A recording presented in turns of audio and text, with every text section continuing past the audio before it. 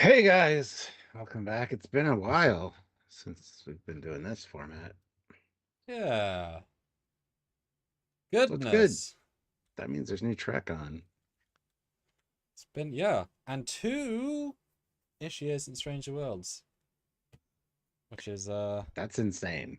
yeah. We've had the end of Discovery, the end of Prodigy, and the end of Low Deck since. Mhm. And Discovery ended after Yeah. Stranger Oh, Worlds yeah. last season. That was the Yeah, last so show there we you had. go. No. S- Yes. No. No. No. No. Low Deck's last. Yeah. Yes. Because Prodigy was before Vegas. Yeah. And Discovery, then Low Deck's. And Yes. goodness. But we haven't gone Lots of new anywhere. stuff. No, we I haven't. mean, We're still here. I mean, for those that say, "Oh, I missed you guys," what happened to ship videos? And it's like, because we had that in a video, and it's like every Saturday, same time, every Saturday. Yep. You haven't seen Yep. them. We've still released them, plus lots of other ones, including some bonus ones, including like never quite understand that because like a cursory check, like they're not at very different times. We're always at 5 GMT. hmm hmm But today it is now 9 p.m. GMT, and we've got the season 3 opener, as we now already know the end of Stranger Worlds, which is season 5. Is that the first time in history that, yeah, we knew the show was ending, but with loads to go? Yeah. Yeah, it's a unique feeling. Hmm. Yeah. It is a unique feeling.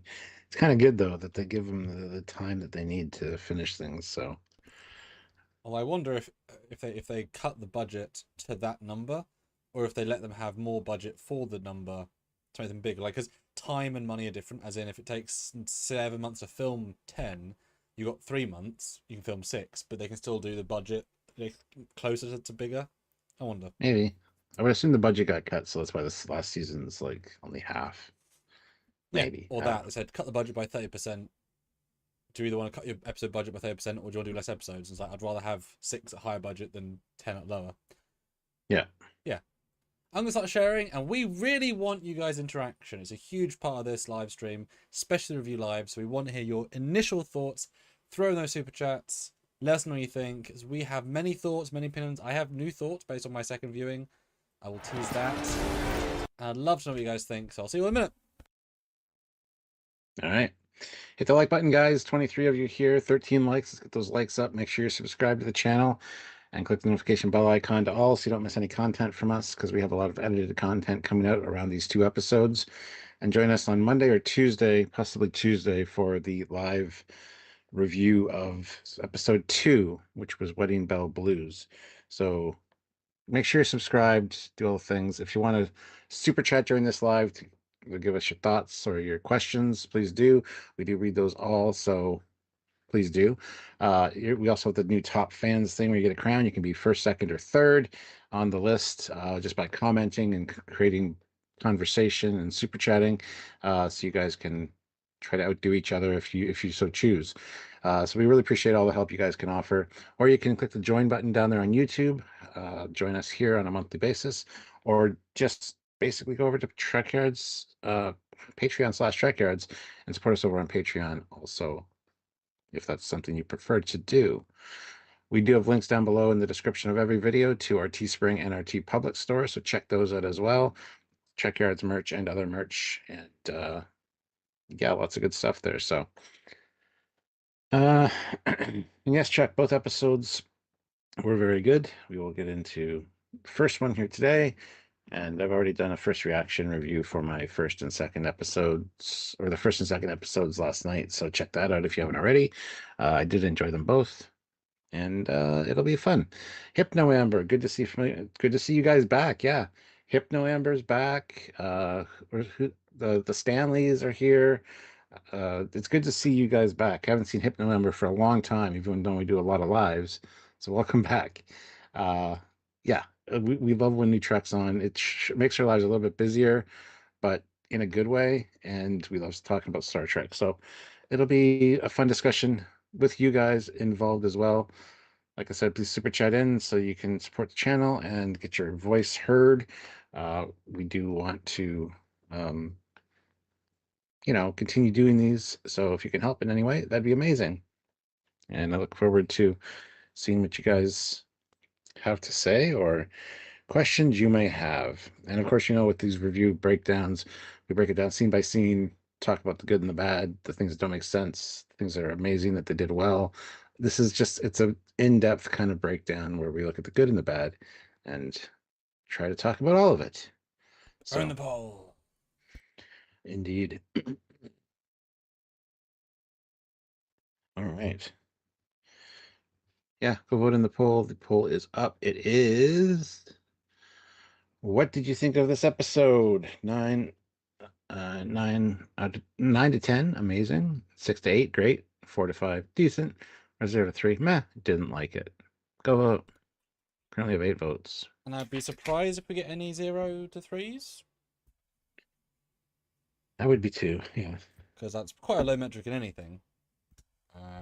Yeah, let us know. Oh, Stanley's great to see you as well. And do check out our reviews, the edited ones, because this, as I'm sure you said previously, but spoiler free or spoiler filled is our genuine first reaction minutes after watching, so it's very raw. We might get some things wrong because we've just watched it, but it's as true to perspective as you can get. Spoiler free film right after, so we have sort of discussed it and give our compressed thoughts. So as first reaction with you guys, and now with here having had all the online discourse and comments and things that might be cleared out. And I always watch these episodes right before, so I've relived it and how it's different. Mm-hmm. So they're all different, which I like. There's only scene by scene. Yeah, I've seen it like 3 times at this point, so. Goodness. Mm. So let's start with the big question, and the second big question, which I actually love more. What do you think of the episode? And more importantly, I've not talked to you a second time. What do you think on multiple viewings? Well, I did enjoy it. I did enjoy getting back into Strange New Worlds with this episode. I thought it was a good conclusion to the finale from last season. That being said, I think I enjoyed it more the first time. Each additional time, I noticed more things that kind of annoy me, and they annoy me more and more. Like there's some real problems with how transporters work. The whole solution to the Gorn problem, the Gorn homeworld issue. There's a lot that really doesn't make a lot of sense. Even after watching it multiple times, it actually kind of gets maybe a little more confusing in some spots. But besides that, I enjoyed the pacing of it. I thought it was, like I said, a good wrap up to the story that they had set up. And overall, very satisfactory. It left me feeling good at the end each time, but I wasn't that big a fan of the first episode, so I wasn't expecting much from this one, and it kind of solved all the problems, but not in a way that made any sense, really. Like they got out of the situation fairly well, but I think everybody had something to do, which was fantastic. We got confirmation because I didn't know this before this episode, but apparently Ortigas flies the ship or something. No, Even though she doesn't, she's a medic. even though she doesn't fly the Oh. Enterprise at all in this one. Yeah, Ortigas. yeah, Erica Ortigas. She flies the ship, don't you know? Uh, but yeah, I think there's some conveniences, quite a few conveniences, and some funny stuff. Well, not funny, but oh, Patel, is allergic to the stasis drugs. It's like, So oh, Tourette's all over again. yeah. Did you not know this going into this? I think that's something they would probably know, being she's a Starfleet captain. But okay, it could be because of the alien infection or the Gorn growing in her body. But I mean, come on, that should have been said at least. They said she's allergic to it. Small things like that kind of irk me a little bit. And there is a particular scene at the end which I didn't quite notice the first time. Notice it on second and third viewings though, where Pike is happy that Patel survived. Spoilers, and goes in and says, "Give in, Dad, you got me." And he kneels down to say a prayer. So his dad was the religious guy. Sounds like Pike always rebuffed it, but he was at the point where he wanted to just pray to make sure everything was fine. So that was kind of interesting. It kind of gets doubled down on the religious aspects of Pike's um, growing up in the second episode where he says he was an altar boy. So subtle little things like that. Like they wanted him to make him super religious when he first was introduced in Discovery, and they kind of pushed that aside. And I'm kind of glad they did. I like the fact that it was his dad that kind of pushed it on him. So that one little line didn't make a lot of sense for some people probably, but I thought that was a nice little touch. Uh, Besides that, the only other outlier that I noticed the first time was Uhura's hair. Her head was a distinct cone head shape, Peruvian, if you will, and it's just because she had grown her hair out in the time, and they had to put it under a bald cap to match the finale. So it's not super noticeable until you notice it, and then it's super noticeable. And every scene with her, it just stands out to me. It's almost too dark as well. It doesn't quite. It's not as closely shaved to the head as it was. It's fine. It's just a small thing, and then it's fixed in the next episode, so that's great. But yeah, that was a little distracting. But yeah, other than that, I rather enjoyed it. But there are always little things, and just little things keep piling up the more I watch it. So that's my take. How about you, Sam? What did you think on your second just now rewatch? I think well said, Stuart. Oh, There's good. a lot of things, a lot of well said there. And do interrupt us, guys, with super chat because we'd love to hear your thoughts. Yeah, similar in a lot of ways because we do virtually live this experience together. We rarely watch them out of sync, so we know each other's opinions. So it's always interesting when they change, and it's interesting when we don't have the same. Like sometimes you like it more, I like it more. You like it less, I like it less. But I do agree. I think we both quite enjoyed it first time, more than we both thought. With problems, I had more problems with the story than you did the first time, and you rebuffed a few of those things in the spoiler-filled live. And now you've sort of come around and you see them as I did the first time, which means I Yeah. saw them more the second time, like even more so. Can I jump in there for the one Yeah, thing I forgot? yeah, oh yeah, The Illyrian blood, which is technically illegal. yep, It's even said a few times in the episode, about three or possibly four, that it's against regulations. You shouldn't have done that, Chris. Doesn't matter. This mission's off the books, so it doesn't have to be on the books that we did it. Things like that, what I didn't notice the first time, you had brought up, and I was like, hmm. And then I paid attention the second time and really caught that because it could be a problem for Patel down the road. yeah. I'd pointed out So, that she's now technically illegal, as in Illyrian blood. But go straight into the middle. But Illyrian blood is genetically superior. That's the whole point. So it should, in theory, change her DNA somewhat, even a little bit. And any Illyrian DNA is illegal, therefore can't be in Starfleet, and therefore it should take over her body in some way. Otherwise, it's not superior, in which case it ruins that point. So excited for that to be a plot. Probably won't be, might be. It should be based on the very intense rules of season 1 and 2, with all of those episodes about Lyrian stuff. There was yeah, it's a giant plot. So I'm excited for maybe, but also maybe not. Just saying. I'd be fine if they just forgot it and it wasn't a problem, but Yeah, at the same time, they logically, mentioned it, so that's but good. yeah, yeah. My thoughts. It's an episode. It is an episode. Yeah, it's tricky because it's a well-paced, mostly visually nice, mostly flowing plot, mostly really well acted, mostly until you get to the last like 11 minutes, and then it's confounded script and story problems that keep going off on each other. I noticed more this time, which made me like it even less. So as I said to you in today's videos, I have a sneaking suspicion based on how they structured, because I felt like two parts of the episode. First half is really nicely done. The conclusion of part one, well done. But as soon as they get to the Suns, everything like diminishes the quality substantially. So for me, it feels as if when they wrote part one last 2 years ago, they had where they were going probably, and they knew that bit, and they were going to have the Gorn be an evolve even more of a threat in season 3, 4, whatever. But the reaction season 2 with the Gorn wasn't the best, and the Klingon reaction was really strong, I think, generally. And I think they thought, okay, we didn't know if we do Klingons, Gorn was going to be our Klingons, and hasn't quite worked. So we're gonna pull back from that and close the loop quicker, so we can do Klingons again, because everyone loves Klingon more. I think that's just universally whatever, and it's safer, Mhm. and we can do more with it and cheaper.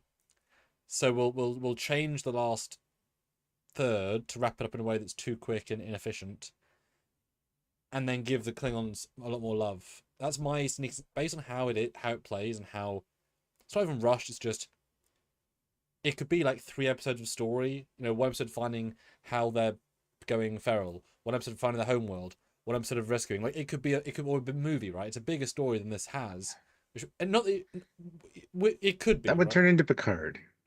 But there's more Just that you could stretching do. it out. But you would do more Yes. in it. Yeah. Like, I know what you mean, but they could. There's enough story for that for 3. So I think it feels more wrapped up than it needed to, and so it's a weaker episode than I thought it was, and there's also very much like episode 7 Star Wars, the list of coincidences, conceits. You can always accept 1, 2, or 3. Yeah. But it's constant, and the first time you don't think about it, I could tell they're building up. Second time it was harder to watch scenes because they were not as well thought out. A lot of coincidences, and a lot of easy things, and it's like, oh guys, you have been very good with story, and you have really kind of. It's weaker than it should have been, and I'm wondering why. I still think I like it more than part 1. I'd have to go back and rewatch part 1 because I didn't do that. Yeah, But I did, and I do enjoy it more than part 1 because everyone yeah. gets more to do. It's more interesting in general, and they spend too much time in the dark, gritty stuff of part 1. That's for itself, it's fine, but it's too long, and it's like, well, we rented this city set. We want to use it. We made these interiors. We want to use them. Versus like telling the most cohesive narrative story, and I was still pissed off that the fact. Remember they flung the saucer into the Gorn pillar, and it exploded, and it like exploded miles, and you can see the light almost hitting the shuttle, and then it cuts to them saying, "Pike, you there? I'm here, Commander. Beam sad." It's like, yeah, your shot just blew up with the shockwave, and you're fine. You're no stress at all. It's like terrible editing, terrible editing. That's what pissed me off. Yeah, definitely not one of their best. And now having seen this one a second time, the second episode is substantially better than this one. Substantially for me. And I think I like the second one more the second time. This I liked less. So this is much better. Yeah. I like Joshua's comment there. I continue to think that the way they portray the Gorn as mindless monsters undermines the message of Arena. It does. Maybe the Gorns get a intervention in one of these seasons and they become more sentient and more controllable. Yes, they sort of miss the point of Arena a little bit. Yeah, it's totally a bit weird. And also, I went back and watched them. Now they've broken continuity even more with this. You can't connect them. When you see a giant map of space and borders, and you know their borders, you know planets, it's like, well, they ain't a secret. Go on space, because they'd really drop the ball on that. But the good thing is, if they're done, we can move past them. But they should have known better. Yeah. But I did like it a lot more in the original watch. If you watch that review, I was more positive. I'm more negative now because I've had time to think about it more. I'll be the same way. Yeah. But and it's different when you're also a writer and you work really hard on scripts and off plot holes or things that don't make sense. For example, you can't beam through shields, and they beam their entire 200 people, which they can't do, between 2 stars, which are currently destroying their shields and full radiation, yet they can beam 200 people flawlessly from inside goo pods, which they don't know where they are because they haven't worked out where they are. Through shield. That's the transporter buffers that got sent over by La'an. Which let them beam, they don't know where they are though. They just have to I assume that would include their coordinates. Because it's the buffer codes, right? So I don't even know what that means necessarily. But they can't beam through shields, so and the sun is gonna kill if they do. So they just sort of forget that's a giant plot point in Trek, and it takes 1 second. Yeah. It's just They certainly have not done so well this week in terms of internal consistency, and I don't like that. Ooh. The Stanleys. Perhaps what happened to Pike's girlfriend leads to the Gorn getting genetic modifications to TOS version them. Sure. Anyway. They just dropped the ball. And I think they're not as bad. I mean, not as bad as Discovery Klingons, in fairness. But I think they dropped the ball, and I think they probably know it now, maybe. Because if we never see them again, to me, that's an admission that didn't quite work. Personally. But at least it's not a too bad 2 episode. But Yeah. We start off in the thick of things. You see a bunch of ships swirling. You see the Enterprise getting hit. And we continue right where we left off, where it's like, Captain, Captain. And he kind of looks staggered for a second. But I do love his immediate, like, snap to. And Uhura, what was the last order from Admiral April? And it's like to retreat and rejoin or rendezvous with the fleet. But he didn't say immediately. I love that because it's like, I'm going to do the thing. It just, I don't have to do it right now. That was good. Like it's him taking charge again, and that's great because I didn't like the way the last episode ended off with him kind of like so overwhelmed with his crew, with his away team and the colonists and his girlfriend and all that. It just, I'm glad he got right back on it. So right back on the horse, as Cullen Bohannon would say. And he does have a horse in the first episode. Yeah. Yeah, it's a relatively strong start. They take the ball and run with it, which is good. They problem solve, which is good. That said, I've got a few minor visual critiques of this. Okay, a couple. They keep getting hit with full shields that are going down, and yet the ship is destroying around them. Shields are designed to protect from that. Normally, like if you look at the battle, remember the battle in the scimitar? Like every hit they get, because that's what it's meant to do, they have to either lose their shields or be down to like 10% for anything to actually happen inside the ship. But for some reason, these weapons destroy parts of the ship while shields are up. That's not how that works. It looks dumb, and it's hard to get tension when you're already being damaged. Because by the end, it's like, well, what can't they survive? So that was that. At least there are fireballs, but like stop having that much damage because it was instant.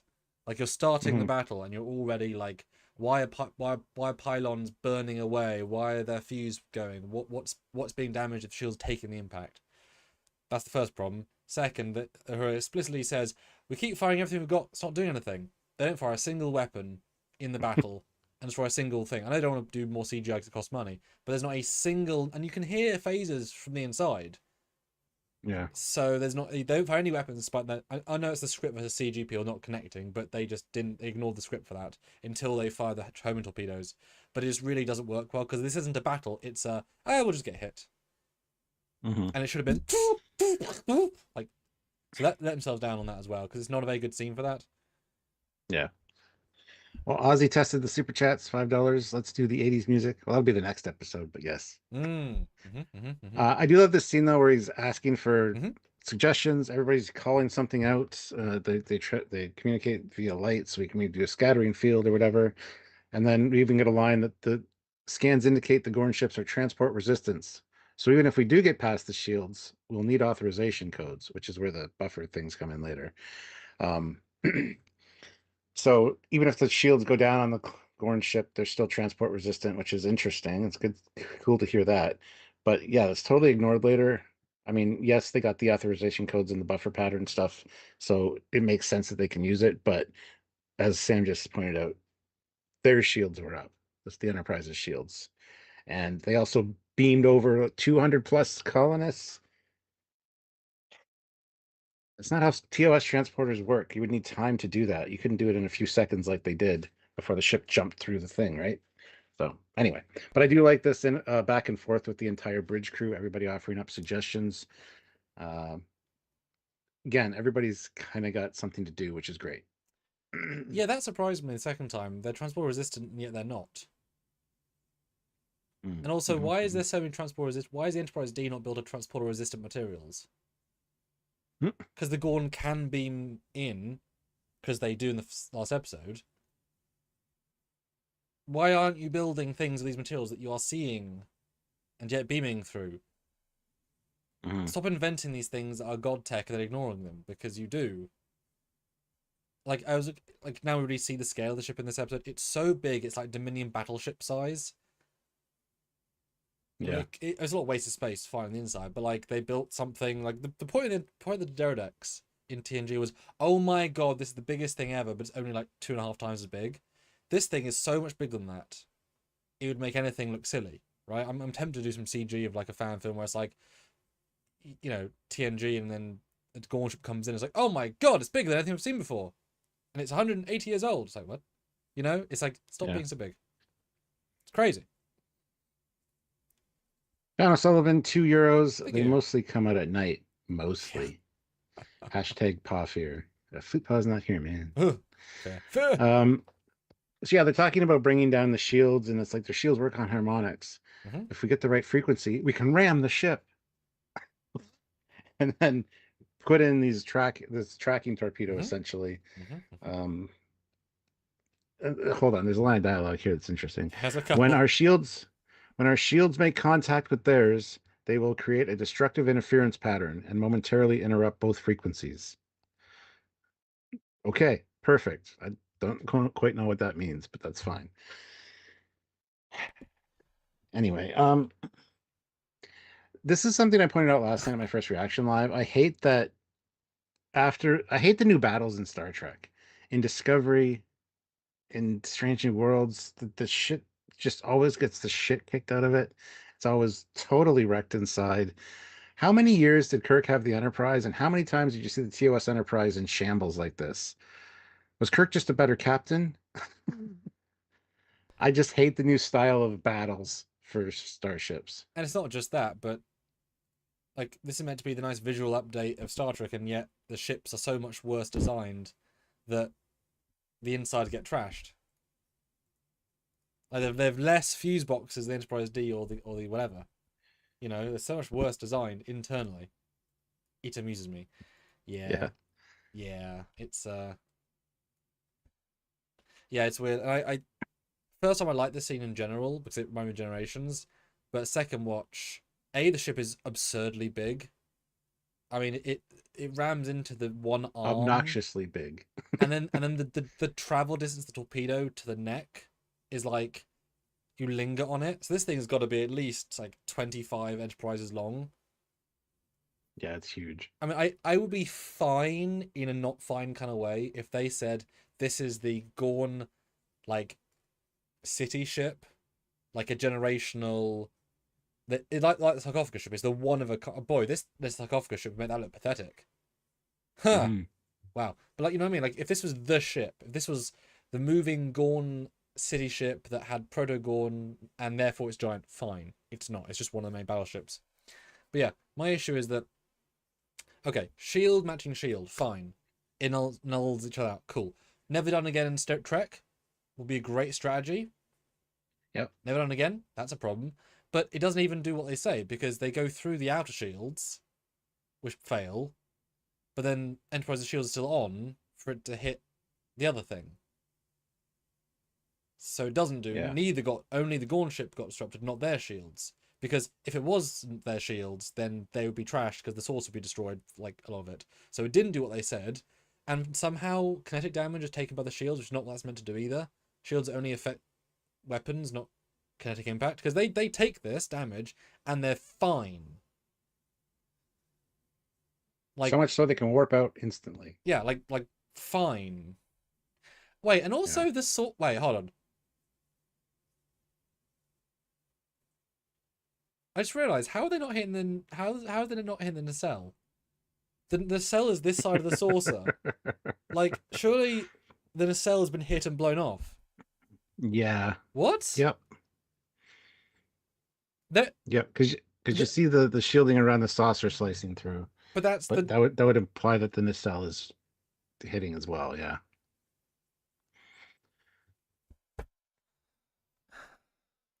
and then And they then warp out inside the Gorn's shields, pointing the Gorn ship, as if it's nothing. we're trying for a holdo maneuver, and it didn't work. They missed. I don't think you can warp inside another ship's shield bubble. Probably can. It's just not safe. I don't think even that. I wouldn't say that was a Trek thing. And like they point at the Gorn ship. And they gloss over as if it's nothing. But it's like you just walked through a ship as if it's nothing. Yep. It's Well, it doesn't understand Trek to consistency. be fair, Right before they go to warp, there is just space in front of them, so they must have pivoted, I guess. I don't know. The scene's not is not directed that way No, though. it's not. It's not. But the visual says there's nothing in front of them, and then you Yeah, get the warp effect. but then they would still go through the shields. The shields don't Yeah, they don't turn off because they got shields. Oh, and wouldn't the ship be damaged from hitting another ship kinetically enough to not allow for warp or something? probably. After they're down like 10% shields. Yeah. It's not a very good logical scene. But it's so quick you don't think about it. But they warp out and they meet the fleets. So April's coming on board. Yay. Great to see a fleet. Good stuff. Now I was left to wonder, what is the timeline of the episodes? Because they were at the planet when the hegemony started, and Admiral April had to order ships to meet them. So every ship, this is the edge of this is almost outside space. So they can't just warp ships in. Distance is a thing, at least logically. And Pike says the whole fleet's there. I mean, he's exaggerating, but these aren't going to be the nearest ships in range. But then Pike left in the same day, and then he walked away. But then La'an's on the planet, on the ship. How long is La'an on? Like, do you really think she and the team could walk around that ship for 3 or 4 days, starving, and not be caught by the Gorn? So it has to be a couple of hours, and you can't warp even to the next solar system in a couple of hours, and then back in a couple of hours. Warp space is too big for that. That's a trope. That's the thing now. And neither can You know April get that close. Like, there aren't that many ships just waiting. This has to take place over like a week, and then they'll be dead. Like, I'm fine if Arm's unconscious 5 days, but then she should be dead. And then they have to chase the Gorn ship to the Sun place, which is also days away, unless literally the Gorn's home world system is 1 star system away from the planet they went to, and everything happens to be in the same like 3 light years. First time, fine. Second time, it's like, you can't. It's too far. Doesn't. And we even see star maps, so they know space is vast, and they even say warp speeds. They know the speed they want to go. And Pike's in the same outfit the whole time. I don't even think about it anymore because it just you can't. Everything happens instantly. We're in a micro universe where everything's like an hour away at most. It's fine. Yeah. Let's move on to the next scene, which is Sickbay. Yeah. Get the nice pep talk with Patel. Oh, it's got to be the same day because she doesn't die. Yeah. Yes, they have to travel right. everywhere in less than a day. Yeah. Sorry, continue. So yeah, Patel insists that if it comes down to saving the ship from the Gorn that are going to burst out of her or killing her to kill her, and Chapel's like, that's not going to happen. Don't worry about it. I'm going to put you in stasis, and when you wake up, you'll be Gorn free.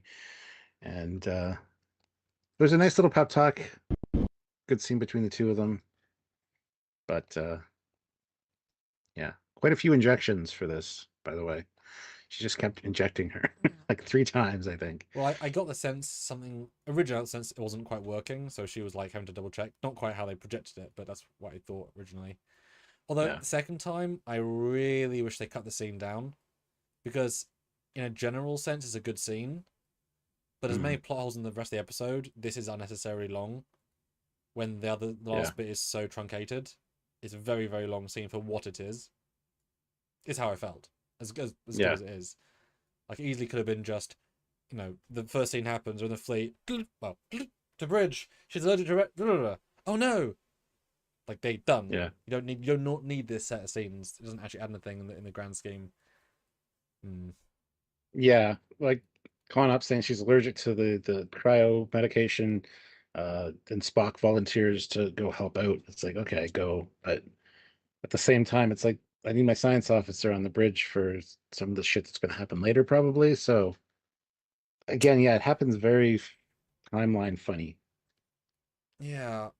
Yeah, I was surprised the first time that Spock left, because, like, Spock's a smart lad, at least in theory, and science is sciencing. As in, he'd be useful to science situations. Yeah. Yeah. Well. And like I would have cut the scene down and add more, explanation at the end to kind of close some of those logical loops that are definitely there.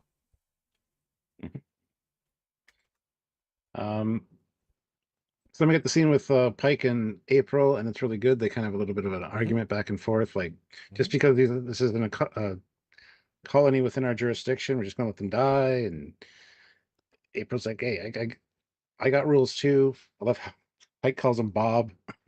Just they're so casual with each other, which is great. And because officially this is what we have to do, but unofficially, whatever you could do to punch back and giving you authorization to go, it's kind of not on the books as far as the mission goes. So, yeah. Yeah, and the first bit of tone felt like for the rules. I was kind of surprised he shifted so quickly and resolutely, because the argument he makes is very true. Like, they're not in our jurisdiction. We can't start war for them. We've got all the lives in the Federation to save. And that's sort of the point of law, is that they are now outside of the law on purpose. Therefore, they are now outside the law on purpose. That's the choice.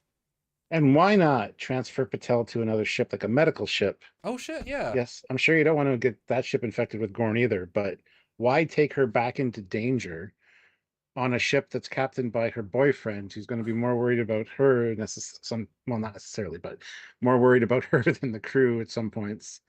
It just doesn't make sense. They're there, the ships are there, just transport her out. Get more medical teams working on her. I didn't even think of that till just now, but well, not just that, but and this stands out like a giant sore thumb throughout. So the Enterprise was on a normal mission in the first episode, right? Went to the planet, whatever. I think the only battle we saw is what we saw at the end of the episode, right? So it's damaged, fine. Yeah, for some reason, Sickbay is really damaged, and there's no medical staff, despite there would at least be 2 or 3 doctors and a dozen or 2 nurses of various types doing things, plus people already in the infirmary anyway for their already illnesses that they had going into the episode, and any damages from the actual scenario. So the Sickbay should have at least sort of 10 to 20 people walking around doing stuff throughout the episode, and yet we only ever see Chapel and Spock, because you're right, they've now gone to safe space. They would move the wounded off, including the captain, and bring more medical staff aboard just in case, or at least restock them. But because the episode plays so fast and loose with time, you didn't even think about it. It's the same day, the same moment. Well, it's been hours, but it hasn't. But it has. Yeah, there's no reason whatsoever she's on the ship still. Like, none. There's gonna be better doctors than Nurse Chapel, right? In the fleet, well, like any doctor, not Nurse Chapel. She's great. She's not this. Jesus. Well, she even said, I could probably do, in the earlier scene, she even said, I could probably do this if Joseph was here, which is in Benga. I mean, Hypno Ember makes a good point. She says she wasn't stable enough to transfer. That could be, sure. But still, you could totally get a shuttle. Get some medical professionals on that. Yeah. The bug is not going to say, "Oh, but a shuttle, blah, kill her sooner." No, she couldn't beam fine. Turbo lift straight. Actually, that would be an elegant solution. Get her on a medical shuttle with a couple doctors. That way, if the xenomorphs do burst out, they're confined to a fucking shuttle. So the Gorn. Oh, sorry. I meant to say Gorn. If they do burst out, they're confined to a shuttle and not a starship. It's actually a very elegant solution. I'm sure there are medical shuttles. Yep. Or just a box of level 10 force field. Man, I have no idea why she's still on the thing. At the very least, Pike could have ordered, he would have told how she's doing badly, and April say, okay, I've got some doctors in the fleet who've been studying Gorn stuff. Like, they've got the guns prepped. To be someone in the fleet that's got more Gorn knowledge because they've been prepping. Yeah. Especially as, they've gone to the Gorn edge of the border. There'll be Gorn specialists here. That's sort of the point. Wow, that's a discontinuity as well. Matthew DeFreitas, somebody brought this up last night. Just put her in a transporter buffer like Mbanga did with his kid. Although I don't know if Chapel knows the procedure for that, and Mbanga wasn't there, so I'll give them that one, that it's not really an option. But yes, it was clearly known about. So yeah, that bugged me. I would be fine if they said she can't be transported, but if she's already going to die soon, maybe it was worth the risk. Yeah, it is odd when they literally have the solution in a previous season. Yeah, transporter buffer. They've literally did it and sort of invented it early. Yeah, but yeah, like I say, it's just weird. There's no doctors, and it's weird. All these things. It's just weird. The reason I kept on this still for the Gorn hegemony. Look how big that space is. Yeah. The Klingon neutral zone is big. This space is giant, including space is big. There is what 9 Gorn signals next to this planet across space. So that is not one big ship and fighters. Those are big ships or fleets. So Yeah. no, the end does not work. The entire Gorn fleet is still on the warpath except the one over there. Because look how big the space is. They clearly know where it is. Are you joking? There's a deep space station next to the border. That thing will be monitored at all times. Of course, Kirk, Spock, McCoy, everyone in TOS know what the Gorn are. Of Jesus, are you kidding? This only works in the first season is because there were new species in a random place we haven't been to. Or the second season, an unknown force attacks a planet. This is a known thing. Yeah. This is a normal map. This is average. Also, it doesn't show Stop. the position of the Federation fleet where they currently are. Well, they're We'd near think it'd be near planet. the border somewhere. I mean, they have to be at Parnassus because that's where they have to walk. They just walk from there. They have to be nearby. But it's just absurd now how, and that makes this not canon versus TOS because TOS is 60 years old. That's started everything, right? So this is just not logical, and it's really a problem. Apart from that, it's a good scene though. Yeah. And Pike's great. And then we get introduced to the new science bay, which I'm wondering if Discovery was using the LED wall a lot because no LED wall engineering, and this could have been there. Would be I thought how they do season 2. I'm wondering if they said we can't keep using it for both because we have too many alien planets. We're going to build this set as a practical because that kind of what it felt like to me because this is just a room that stuff happens. That could be engineering, right? So I think we're not going to see engineering too much. But they're not in it a lot. Pelia and Scotty. It's kind of the exact dynamic I was expecting, but with a bit more focus on Scotty. I thought she'd be more the central, but it definitely is a Scotty story with Pelia being herself, which I actually prefer because good for Scotty. But I was surprised. I really like their scenes together, as short as they are. I love that Scotty is not the confident Scotty we all know yet. And she's like, "What does this contraption do?" I don't know. I just jury-rigged it together. It might not work with the bigger ship. Well, did you write it down? What was the procedure? Really? Like, this is why we do this and make sure we make notes so we know what, and it makes sense for engineering to kind of note the steps you do in case you need to. Anyway, it's a good scene. No, it's a fun scene with them. Yeah. But I love that she's trying to build his confidence. Like, as a former teacher, she knows what he's like, and she's just trying to build his confidence, which is kind of great. Tell me which side you go on. Did you think he was telling the truth by saying I was in the back, or that he was skiving? Because I couldn't tell if he was. If he was telling us the truth about what? Sorry. Also, she says, and you know if you were there. I was there in the back. I don't know if he was lying at the lecture halls that he wasn't there because she's a Lanthanite. She's had thousands of years. She would have noticed him surely, but also So what was it? Was it telling the truth or was he bluffing? A bit of both. A bit of both. Okay. When he was there, he was in the back, not in the front row, not paying attention necessarily. Just kind of there, easily can duck out because he's at the back. I don't know. I kind of got the sense he was telling the truth, but she was also telling the truth. Yeah, exactly. I wasn't. Yeah. But in fairness, like, have your cake and eat it in a sense of like, And Pike's like, we need that thing up and running for when we go back so that we don't get blasted. And he's like, oh, no pressure. This is one of the best scenes. Like macro scene because it's so characterful. Give us the story because it's really fun. I just did. Pike comes in and really says, yeah, we need this working or else. Oh, no pressure there. And she's like, see, I told you. Yeah. I mean, it is a dick move by her. It is, but it's also a thing a teacher would do. Well, it's not just that. It's a chief engineer's job to do that. So she's in character herself. Cool. She knows Scotty can do it, which is a show of confidence. It's just she can't get him there the conventional way. She's basically a drill instructor. She has to break him to rebuild him. Brutal love, but also this feels so like chief engineering. Boom, do it. Even though she has plays zero part in making it work. Like she has, you know what I mean? She is nothing in this episode because it's all Scotty's ideas, Scotty's tech. I was kind of surprised how much of a backseat she took, honestly. it's his invention, fine. But yeah, it was a pretty entertaining scene, and Pike was just smooth and not too strong. It's like, here's the facts. Hmm. Can you do it? Doing it like he was great in this.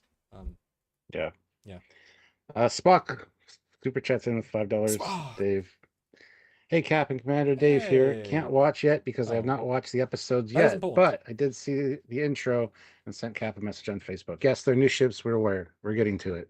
Everybody needs to fucking chill. You know how many people I've had message me? Did you see this ship? Did you see the Larson class? Did you see this? Like, I can't wait to see more ships. Where can I see more ships? It's like, just chill. We'll get to them. Also, do I think we didn't see them and haven't like painstakingly broken down the pictures yet in Yeah. our brains? Like, it's kind of the first thing we would do. Like, thank you all, but like, that's What is Star Trek? yeah, it's like literally what we do. Um, Yeah. not the We'll get to same, it. not the same thing. But I was at the convention a couple weeks ago, and someone said, "How big a Trekkie fan are you?" And it's like, we're all in full uniform. I look screen accurate. I've got full props and costumes. Yeah. Quite a bit.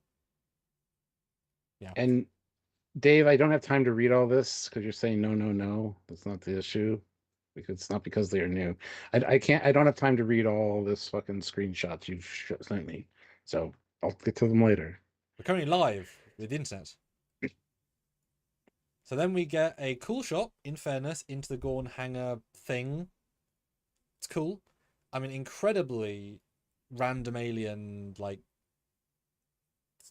you know. I mean, the artist that spent time doing that, and it's a lot of repeated shapes. A lot of work went to that for that one shot, and it's cool. But boy, the Gorn are inefficient at building anything. Well, Like, it's just like every other Alien and every other franchise, like fucking yes, Independence Day. yes, exactly. I Yep. also hate how they take an old ship that's damaged into the ship in Independence Day, and nobody like there's no scheduling, there's no ship arrival manifests, whatever that most Yeah. militaries would have. And even in this Awful. one, the Enterprise is disguised as a Gorn ship, and Gorn ships are flying towards it. As long as they don't look out the window, we're fine. Okay, Can you but not read me, Gorn Patrol is this 47? is this random ship supposed to be sitting here still instead of doing the like the way the Gorn fly? Like, Yeah, they gloss over. yeah. This episode is full of glossy paint. And it's funny, you aren't meant to break it down scene by scene. And it's becoming more evident that you shouldn't break it down scene by scene. Because it is Yeah. falling apart as we speak. And I think probably our scores are lowering every other scene at this point. Maybe by points, like point of something. Yeah. But yeah, they go in, like I said, very generic. I mean, it could literally be out like the 5C from Discovery Season 5, 4, whatever. Like it's so anything except nothing. You know, it's super generic. I do like a lot the fact they're in digestion tubes. That's at least interesting. Well, I never thought Gorn would take captives and melt them down for food. Fuel or food? We're not sure Sorry, because both are fuel. said. Well, Sam says fuel, and Manga says maybe for food. Yeah, So yeah.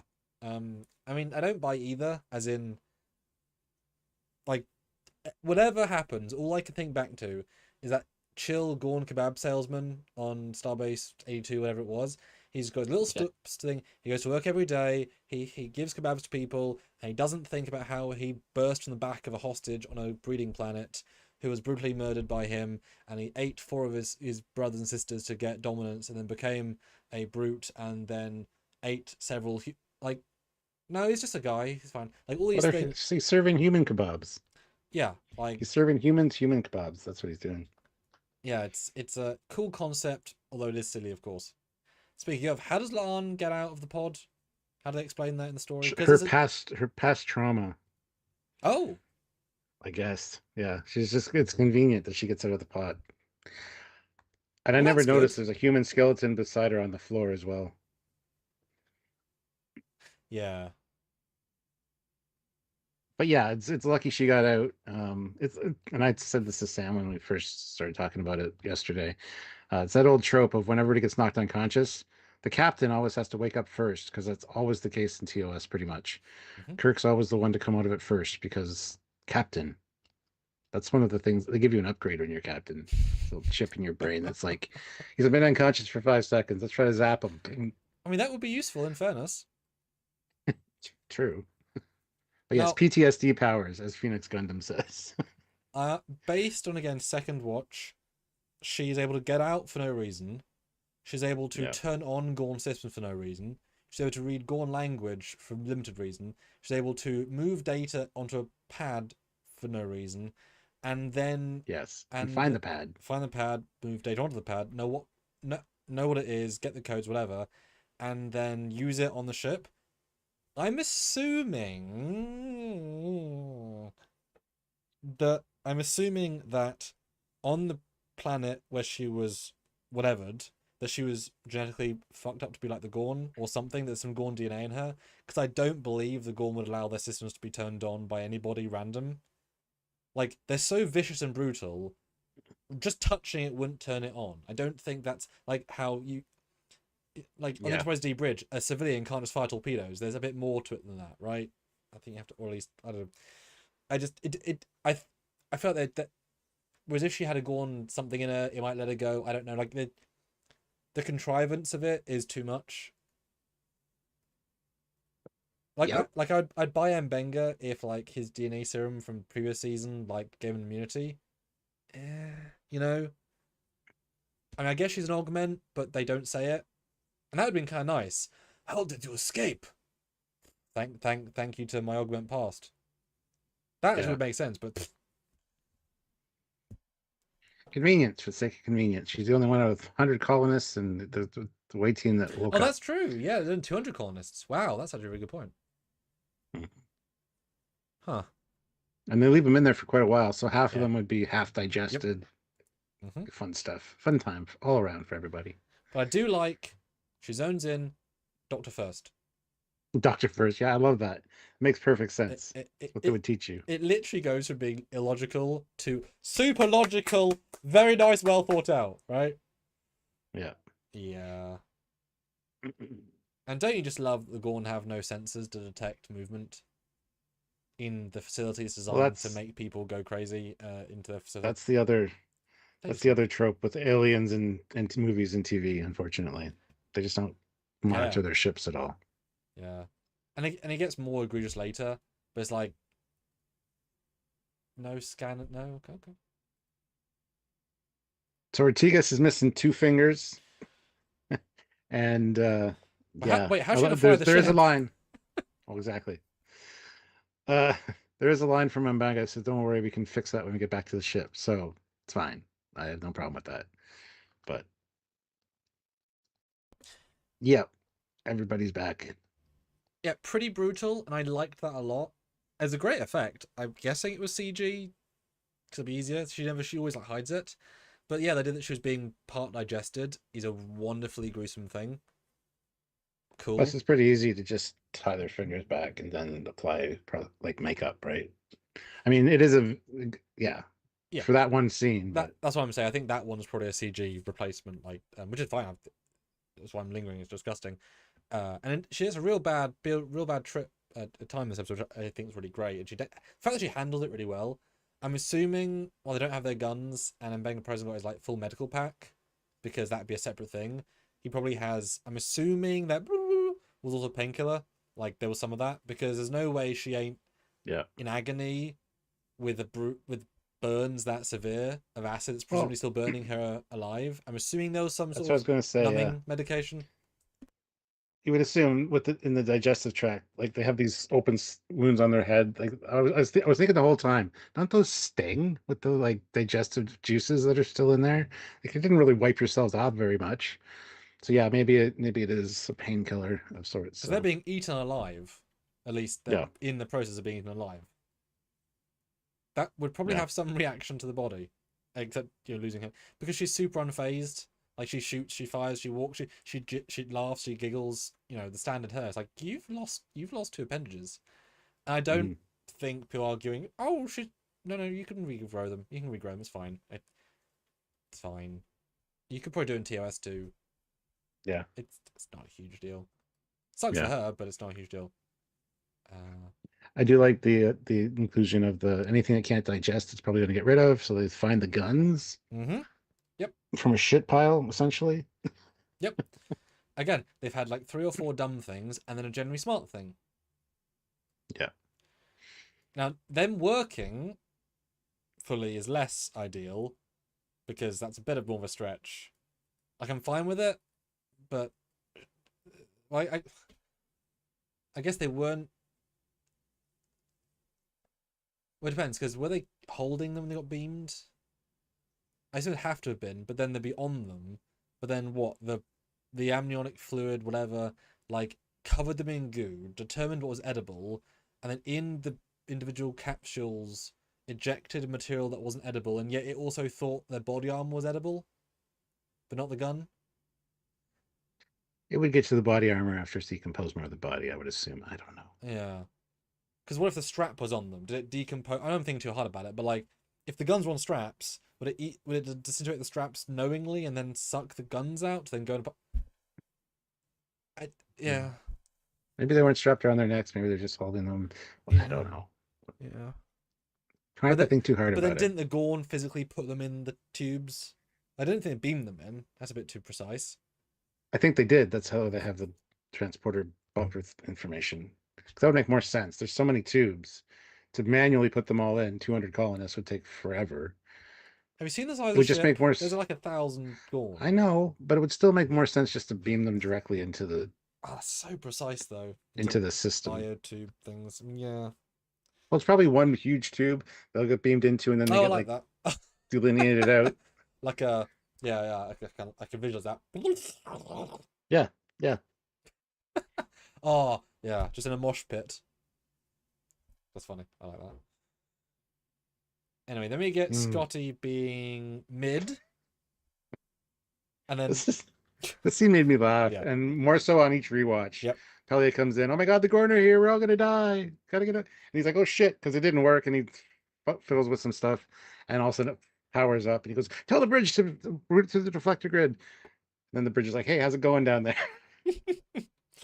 I love it, and that's what a teacher would do. Like, look how well you can do under pressure. You just need to believe in yourself. But I love this scene. I love the scenes with these two. I mean, you can see why she resents him. No, why he resents her. Yeah. But also Yeah. it works, and they are in life or death. So it's like, yeah, definitely a fun scene, and it just shows you like he's not thinking. I mean, that's the point. But like, it's amazing to think that he's that talented, that he can be slowly thinking, and the solution is just to do whatever. Like, you let his gut work and not think. Engineers tend to want to think about stuff, but he just does things. And not even a lot of things, rarely speaking. He just sort of reacts.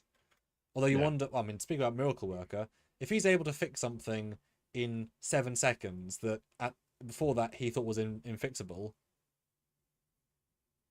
Miracle Worker, right? Right? Well, he calls her out on it too. It's like, Yes, why he do you does. care what I do? I fixed what you wanted me to fix. You're not my CO. Yep. May I be excused? Because they died. You ain't the boss of me. By boss to be the boss of me. Yeah. But she sees potential in him. And he doesn't see it in himself. So. Well, I already see it as if she's noting his potential and like, you should take over from me. Already I'm seeing that here because she plays a much more passive part. Yes. Yeah. To move him forward, which I'm fine with. But yeah, but I wish she did something herself. The episode, you know. But even if it's as simple as when Scotty walks out, she looks at the thing again and just swaps 2 of the isolinear chips. Wrong like, way, Lieutenant. It wasn't quite right. Like, I knew the whole time how to get it working, but I wanted you to do it. Yeah, it's not quite right. Reverse something like that would have been nice. Yeah, like something small. Yeah. Like it's fine. It's so funny. These are the best of the episode so far. Like, there's a logic and structure. A woman berating a guy saying he's gonna die to fix something, and that's the best logical scene of the episode so far. Oh, that's not the best. And So, back on the bridge, they're talking about this EM field that Scotty's created. Although you said about side view, there's her side angle. Yeah, it's really noticeable in the briefing room later. Yeah, they should have filmed her differently than they did. So, but what can you do, right? Like, practically. CGI ahead. Yeah, I knew she had a different something this time around. Because I just watched the first episode, felt normal. as you say, she had a bald cap on clearly because she had longer hair, and you can definitely see now if you pause it, this is going further than her head goes. You can visibly see it's just elongated, more like a Discovery Klingon. It's just going out like Yeah, don't get me centimeters wrong. further. The makeup guys did a fantastic job with it, but Yeah, it's just noticeable. which is It's a little off-putting once you notice it. well, it's the uncanny valley. It's not her hair, and it's not her head shape. Yeah. And these are two things we look at and know. And we knew her hair for 2 seasons. She had similar hair. She's notably darker hair. It feels like it's different texture. And because that's a really hard thing to do, fake hair that's that razor thin. Yeah. But yeah. So they did a fantastic job in the makeup department. Yeah. Because that's like an unwinnable situation. She has long hair. We've got it. I mean, it's long, lovely hair. Part 2. Really nice haircut. It's like, oh God, you've got to compress that by thousands of times. But I wonder if that hurt. Probably the end of a shooting day, because that's like, I mean, magic, right? Magic. Like Nim has from Trek Short, she has a lot of hair. And I was like, how did you get down that small?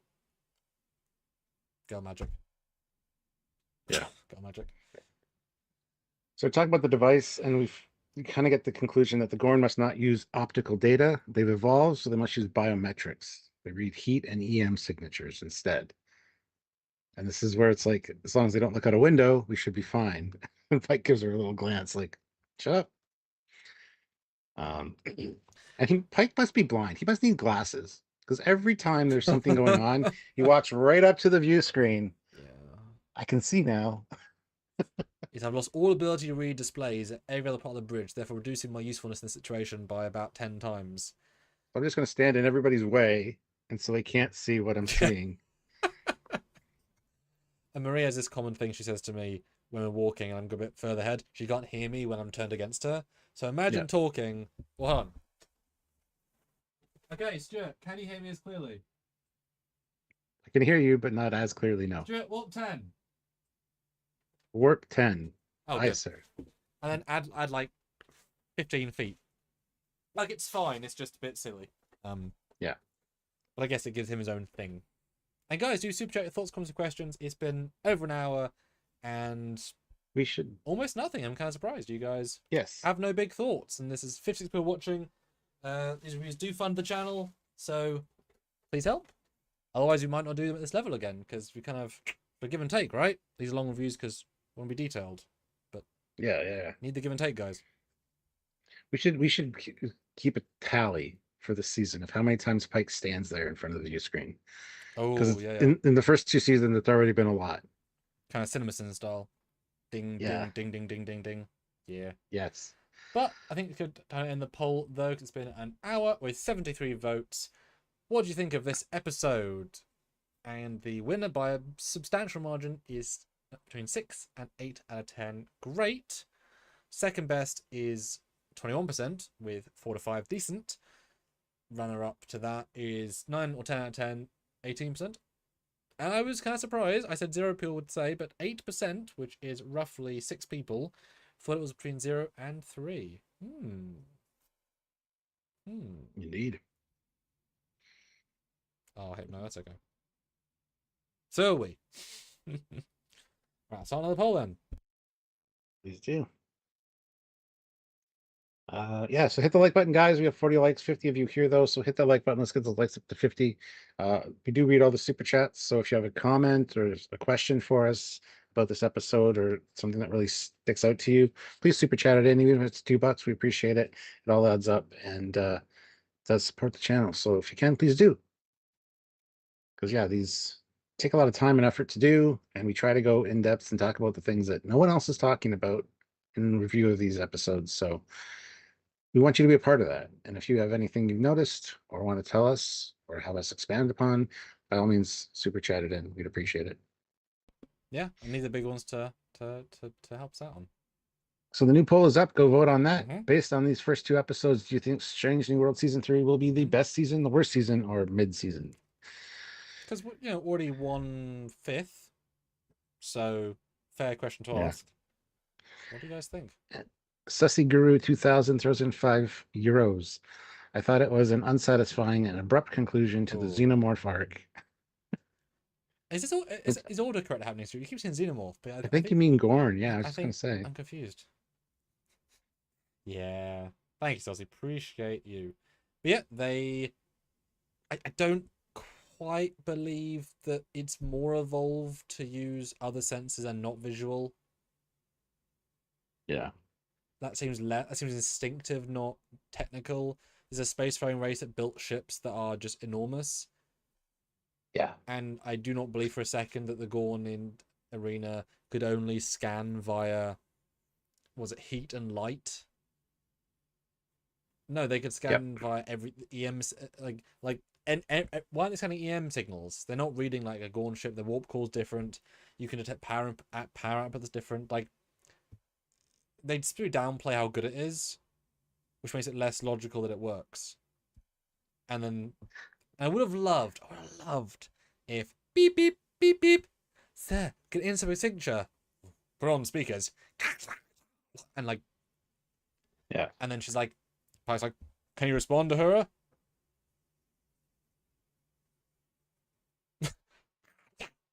And then the guy's like, what do you say? No thanks. I like, you know what I mean? Like, fine here. Would have been kind of a funny scene. Like, she's done enough studying based on fuck knows what to be better. But Yeah. like, why are they not? Because you always communicate in a who are these people and why is the ship and why is the ship bigger than our ship and blah blah blah. Sergeant Montgomery says, "Why do they have such huge eyes if they don't use them as a sense?" Yeah, they're Yep. not that huge. They're, if I'm honest, but it actually makes more sense for the Gorn and Arena to not have really good vision because of the multifaceted eye thing. But at the same time, a multifaceted eye is better in a lot of ways. So, um, and Aussie throws in $5. Oh, The thank you. Enterprise wants ramming speed. Indeed, Yeah. Which, yeah, I visually it was cool at least. Thank you, I Ozzy. do love the Appreciate you. humorous payoff here. So far, I don't see any windows. Yeah. Yeah, the jokes are on point.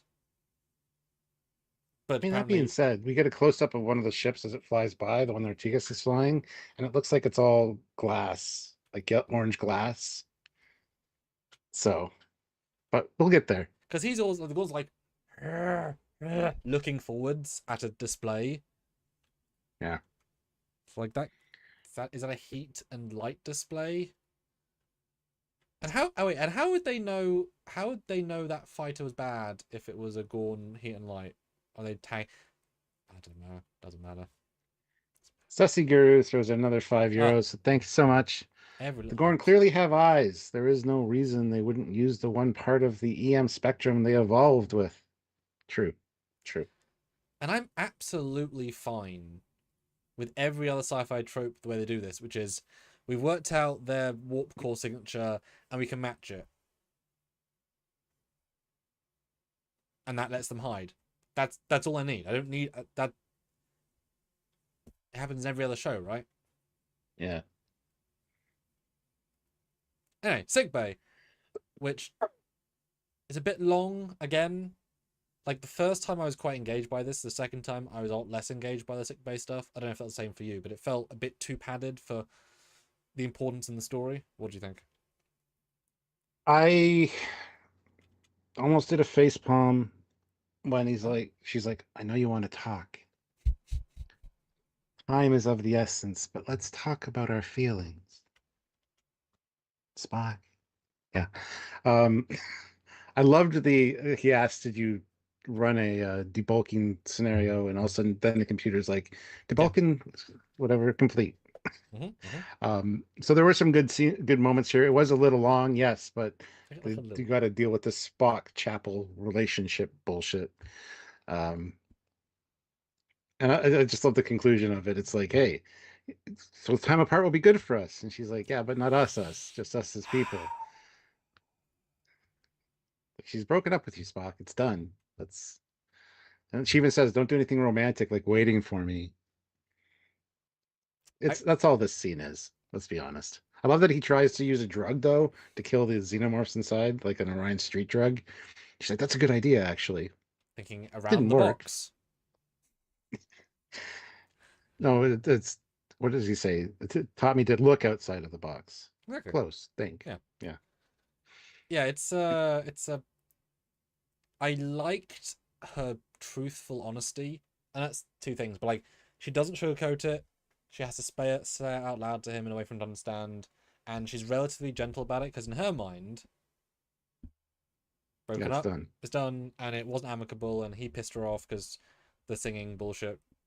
But so I liked how she was very blunt and let him down, and the acting of Ethan, possibly not very Spocky, but from to go from passive to that gulp of my life just fell apart in front of me, and yet keeping this flat, but just behind the eyes, and this bit was a really well acted piece of acting, because there's so many layers of intensity you can go for that, and he picked something really like, oh, gut punch, but still Vulcan mostly. So well done him. Although it made the second episode feel less good in that she is very clear here, and he buys her a present to get back together. At least how he thinks of it. Small thing, but that's right. And Citizen Tim Scott throws in $5. He asks, "What is the star date when Kirk fought the Gorn? Something doesn't add up." Well, that's like 7 years after this. Yeah. It's a way. Yeah. So it's 2018 in real time. Yeah. But we've got a video about that coming very soon. We'll break it down a little bit, and yes, doesn't quite make sense. Even more. Dominion Gamma throws in $5. That's a great name. Thank you. In Discovery and TOS, we saw the Enterprise use blue phasers. You think we will see them again? Yeah, you will. Yeah. I was more honestly, annoyed is the wrong word, but like in the final fight, all I kept thinking was, would somebody stop going and miss and just go get a hit, get a hit? Because I missed. Just move it over, holding it down with the beam. Yeah, like miss, find target, get. And use maybe a higher setting, because TOS phases can disintegrate, and your kill is not doing anything. Use it like a gun, like a phaser. Yep. Especially Stuart, because they put them in a hole there. The Gorn weapons are red. Their phasers are red. It was a nothing fight in terms of like it's just visual noise. Guess why TOS phasers are blue? Because it's different to most other people. Yeah. They know who's fighting. Goodness. But for the conclusion of this scene, yes, using Una's blood, it fights infections in real time. And Spock's like, it's against regulations. Yep. But it could save her life. So yes, good idea. Now, it is a very literal Khan's blood from Into Darkness, which was pretty universally panned. Because if this works, which it kind of does, then you can now heal anybody via her blood. And there's no ill effects. There's no side effects. And she was 3 months, and they're able to put next episode spoilers, but like three months, she's fine. My assumption, as I said, is illegal because it changes DNA very slowly, and by the end of the season she'll be upgraded, and she'll find herself in something where she fights off it and she glows like an Illyrian, and she's like, oh crap. And I'm able to be like, we let Una in, that was the one exception. We can't have two exceptions, that breaks the point. So you're out Starfleet, and she gets pissed, and then Pike gets maimed, whatever. Because otherwise, if she's fine, no ill effects, and not an Illyrian after this, then just heal everybody with Una's blood. Or any Illyrian. Like Khan's blood. It becomes a god drug that you know Well, works. they did say it fights infections in real time. It doesn't cure everything. Just certain infections. But it cured an almost 100% deadly Gorn biological pathogen facehugger. Like, that's super high. But it didn't. It doesn't work. They still have to cut them out. No, it absorbs it. Yes. I mean, we don't know that yet, but I mean, currently they think, right, I see what you mean. Yeah. At this point in the plot, yes. But it's a big precedent to set as a concept. Yeah. It's a good idea, but big precedent. And now we go on the Gorn ship, and I did not catch this in the first watch.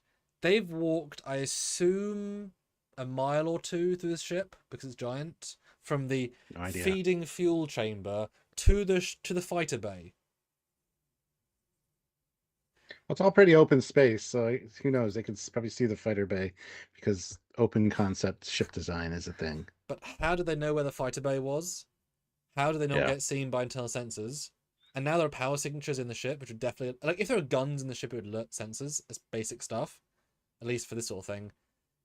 And they're not even, like, stressed about getting caught, because only now do they say, oh, you get caught. You just walked across the goddamn ship and didn't get caught. You're fine. Like, you've just done that. That's so impressive. And she even say, well, one of the ships isn't guarded. Yeah. The other is? And look, it's open plan as well. What are you on about?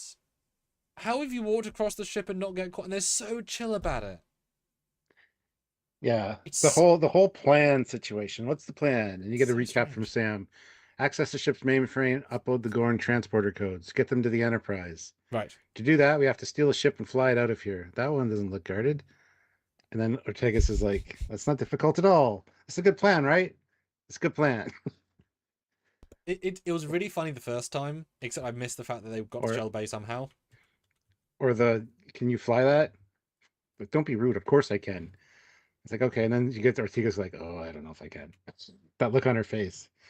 She's great. I love Ortega's. Yeah, I think that was my favorite line of the episode Yeah. because it was so wonderfully textural. Like I would never have written that line, but she said it so effortlessly. As a very well delivered Yeah. line.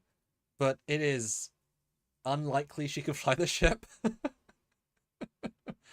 And in Yeah, just to seconds, assume that you can fly any alien ship too. That's another Independence Day thing. Like at least there they had like sticky notes on the controls trying to figure it out, and one their was own computer reversed. Like, system, yeah, yeah, and one that was in Area 51 for 25 years to study, yeah, wasn't powered on, but yeah, it's just like every one of these things that doesn't add it up is like it's pushing. Like I would be fine if La'an could fly it because again she's been gornified slightly, and you're like, how come you can fly it? I don't know. I just sensed something, right? Fine, but it's like I don't think the Gorn want non-Gorn to fly it. And where's the on button? She just holds it and it goes. It's like, what about the impulse controls? And yeah. like it was bad Yep. enough in Star Trek 3. This button, this or nothing. But Presses it, the antimatter inducer. and they Yeah, barely do like half impulse away from blowing up a planet. And that's yeah, just going forwards at half impulse from and that was hard enough. And that's a professional team. I don't know. It's just they pushed believability quite far. Sussy Guru, £5 or €5. Sorry. Thanks so much. I also don't like the Gorn interior being basically Wraith hive ships. Yeah, Yeah, my dad said that. I didn't cross it, but it's like, yeah, they hibernate. yeah, They have blasters that stun. They have doors go. It's very very Wraith inspired, but the Wraith yeah. look and are a lot better. But that's just Phoenix Gundam says impossible. Ortegas can fly all ships that ever will exist. I guess I just had they done it more logically, in that they actually managed to escape while not being found. Like imagine if they'd found the ship, and actually had like 3 or 4 hours, even 5 or 10 hours in the shuttle to like look. And then only when they activate it, Gorn came attacking, and they were like outside it shooting, trying to protect like that level. So she could fly, of course, but had to like look. But it took her less than a minute while dying, like properly bleeding out death, dying with. I'm sure Yeah, her I don't know what's down there, but like her intestines are destroyed. Like you can't just pierce that far through and not rip them to shreds. So she's lost multiple internal organs. So she is dying very painfully, but she can also do that. yeah. Um, yeah, this is also where Sam Kirk says, well, at least the Gorn haven't found us yet. It's like, why did you have to say that? And all of a sudden the Gorns start coming. There you go. Yeah. And he's like, you can't blame me for that. That I like those little moments in Strange New Worlds. They do so well. yeah. It's pushing that line of like really being that serious, but they're so likable characters that yeah, it's like yeah, I buy it. I buy it. As daft as it is. But then we cut to another star chart. Yeah. And I want to see the star chart because there's several things here that are interesting. Yeah. This is also the scene where Uhura's head is super like I don't know why they chose the camera angles they did for anyway, you can really see the bald cap. It's a brown dwarf. Yeah, hold on. This star system mass ejection, it's mass ejecting from a black hole. Yeah. A black hole's a dead star that's a gravity well. I don't think they can coronal mass eject. Like definitionally. Mm. Mm. Huh. Yep. Okay. Oh well. It's only on for a second, so let me show the other map, which again showed the line. Okay, so now we have the Enterprise location. Ah, okay. Right, okay, this is very specific. Okay, this is specific. Right, okay. Okay, cool. I'm zooming in. Talk about the scene, Stuart, while I examine. So they're just talking about they've poured over all the Gorn or unknown um, attacks in the area, and there's more than we thought. But all of the Gorn activity correlates to patterns of specific stellar events. Coronal mass ejections, also known as CMEs, solar flares can often set off a frenzy, and then attack patterns follow. And then also Gorn inactivity is measured by these coronal mass ejections. You got something to say? What's up? On this map, it shows their course into the heart of Gorn space, which makes sense if it was the homeworld. And they get there the same day because the lady's not dead yet. So all of Gorn space is under a few hours away. And if that's all of that space, and all these planets are like minutes away from each other definitionally, which means Klingon space, the neutral zone, is only like a couple of minutes wide. Yeah. Which means also Gorn and Klingon Empire are only a few hours away from each other. Yep. With Federation space in between. Awesome. Don't think about it too hard because you tend to do this all the time and you got to stop. You can just mention it and then move on. And then Anyway. they're still invading the borders because this is now Gorn space, and now they've broken. It's just, God damn it, guys.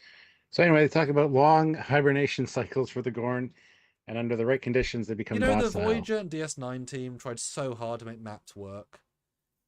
The Alcars team tried really hard. They talk about super arcade downflows that precede their absence. Yeah, I'm done. They tried so hard to make this make sense. Oh, okay. There's also indications that the Gorn are on a long cycle of aggression right now. So these attacks could become a full-scale Gorn invasion. So they need to get this fixed.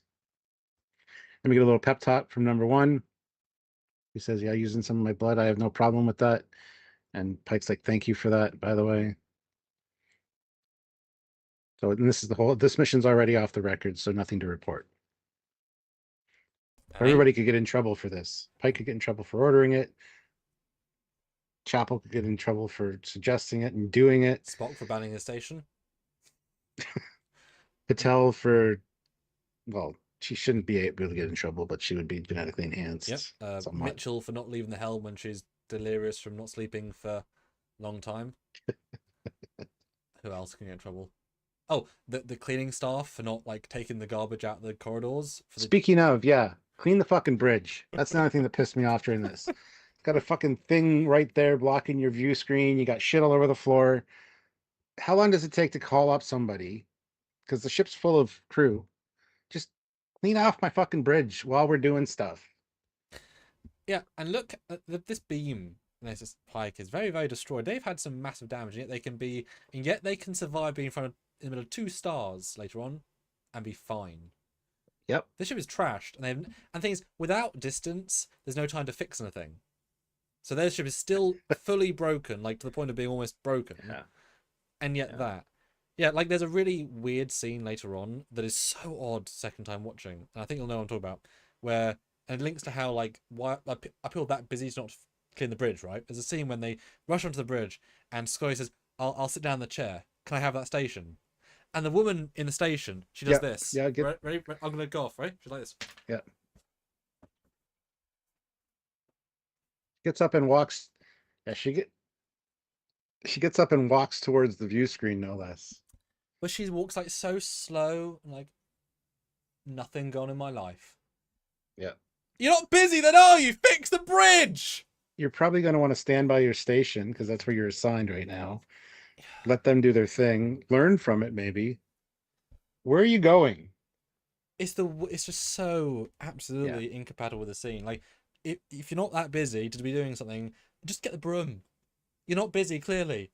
Go it'll help everybody, the morale. And if you're traveling at warp, you've got time. Time is the fire in which we burn. No, the suns are. Oh. Okay, so also about this, apparently distance and space don't matter because fuck right off, because they show the chromass ejections various places, which makes sense why they go and attack those planets. But is that like radiation doesn't travel speed of light, so the Gorn have to be already at that system to be affected. Fine, they're attacking those colonies. Fine, but then to fix it, you have all of those ships be affected with a reverse, and they're not. So therefore, they'd all still be attacking. Like, especially as all these dots are still at that planet, which implies they're still there. Otherwise, it's a pointless map, right? You're not going to show all data on a map. You want as update as possible. So there are clearly ships still over there at the border doing stuff. Calm yourself, Commander. Calm yourself. You're fine. You're fine. It's just they try and sound so smart. This is an Empire problem. And also, Uhura, who done lots of research in the last 12 minutes while at warp traveling 4,000 light years, right? She's like, the Gorn go through great cycles of hibernation. We don't hear about them for a long time. Sorry, weren't they new last year? Sorry. Where's this long time of no reports? Sorry, you either what's long time? A week? A month? The way you say it is like for years of not seeing them. Yes, yeah, it is. Because therefore you can't say for a great period of sleep. You have zero evidence unless there's been years, which case you know about them for years, which case shut the fuck up, I don't know about them. Moving on to the next first scene, time, it's in Sickbay. No problem. Second time, doesn't work. It's a good episode apart from they talk, Stuart. Next scene in Sickbay. We get an 86% or probability of fatality from which is the only one that's given them any kind of hope. But they can't do surgery with those odds. Just a quick scene, but and then back to the bridge with the fucking shit all over the floor. Yeah. Mitchell, I'm going to be here until I'm not leaving my station until we get everybody back. Copy. Thank you. Nice little moment, but it is. But she's more a danger to the crew being unalert in her helm than the new person who's fresher. So she's actually actively risking the ship because she's risking the mission. Yeah. Like, it'd be fine if she happened to be, like, it'd be fine, this would be silly, but it would fit this tone weirdly. Like, if that random ensign who was stupid in a minute, if she, like, brings Captain Pike a coffee, because they have those silly cups right from TOS, and he hands her the coffee, says, drink that, like, once she's, I'll be fine, Captain, drink that, like, that would be silly, but I would get it. Drink some Illyrian blood. It defeats fatigue in real time. An infection called fatigue, yeah. And yeah, why is there shit on the front of the bridge? Where does this come from? How is the ceiling collapsing in little, like, rocks was fine. It was padding. This is like, what? I saw a post on Twitter today of the bridge. It's actually in the BC deck on the schematics. So that's why there's a ready room right off of it. There's no bridge dome at this point. They put the bridge up later, I guess, which would make a lot of sense. Anyway, I just wanted to point that out. But yeah, that's where Pike stands, man. Clean that up. He can't see the view screen with all that shit on the floor. Like, especially as what's the name? Number one's just at a station doing something. Like, only the pilot is that important right now. Everyone can do stuff to help the bridge. Imagine the morale difference of seeing a bridge in front of you damaged. It's subtle, but it's the thing. Yeah. Anyway, they've dropped out of warp way too close to some suns. In general, that's really close because space is vast. It is. I've heard that. And unless on this universe, because it takes 5 minutes to get everywhere. And do they express, like, if these stars are special to be this close to each other? Not just a binary system, I think. Because are they implying they're, like, so far away and they're so far away that it's so far? Because when the... Because they get real... Later, the visual is like the suns are this close, and the Enterprise just fits in. Yeah, because it's not quite the same if the suns are here and they're here. It has to be here, but then they have to... Like, you normally can't survive that close to a sun in any era. Like, they had to develop special shields in TNG that mostly worked. So they can't do that yet. So they should be dead. Actually, the Gorn. Where's that comment now? God damn it. Oh, yeah. Sergeant Montgomery says, where are the dot 23s cleaning stuff up? I mean, we see them next episode. They're just for exterior detailing. And Hypnover says, I hope you cover those schematics in a video, please. We might. because it's interesting. But we had kind of speculated on that in another live Mm-hmm. that it might be the BC deck that this is, because it makes no sense to have that ready room or the briefing room off of the bridge like that. So anyway, talking about radiation, we're in the danger zone here. And he says, well, no, that's not quite yet. But then you see this Gorn ship, which is giant. And this doesn't work for later in the episode. I was really paying attention here, right? So the ship gets close to the suns, right? Turns off its impulse, because Uhura says explicitly, or one of them says, navigation is impossible. Yeah. Impossible, right? So the Gorn cannot pilot in this system, and they can't pilot. Impossible. Now, navigation could mean anything beyond going forward, left, right. And you can see the suns, right? So fine, I can understand no weird flying, but like impossible. Fine.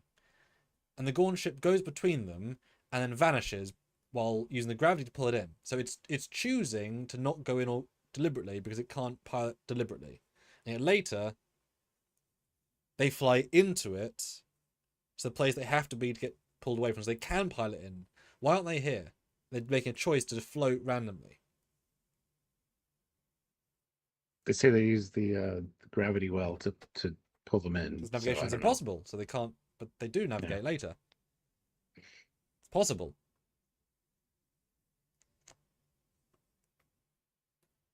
Doesn't make sense. And then it mass ejects again when they go through. Even though mass ejections are really rare.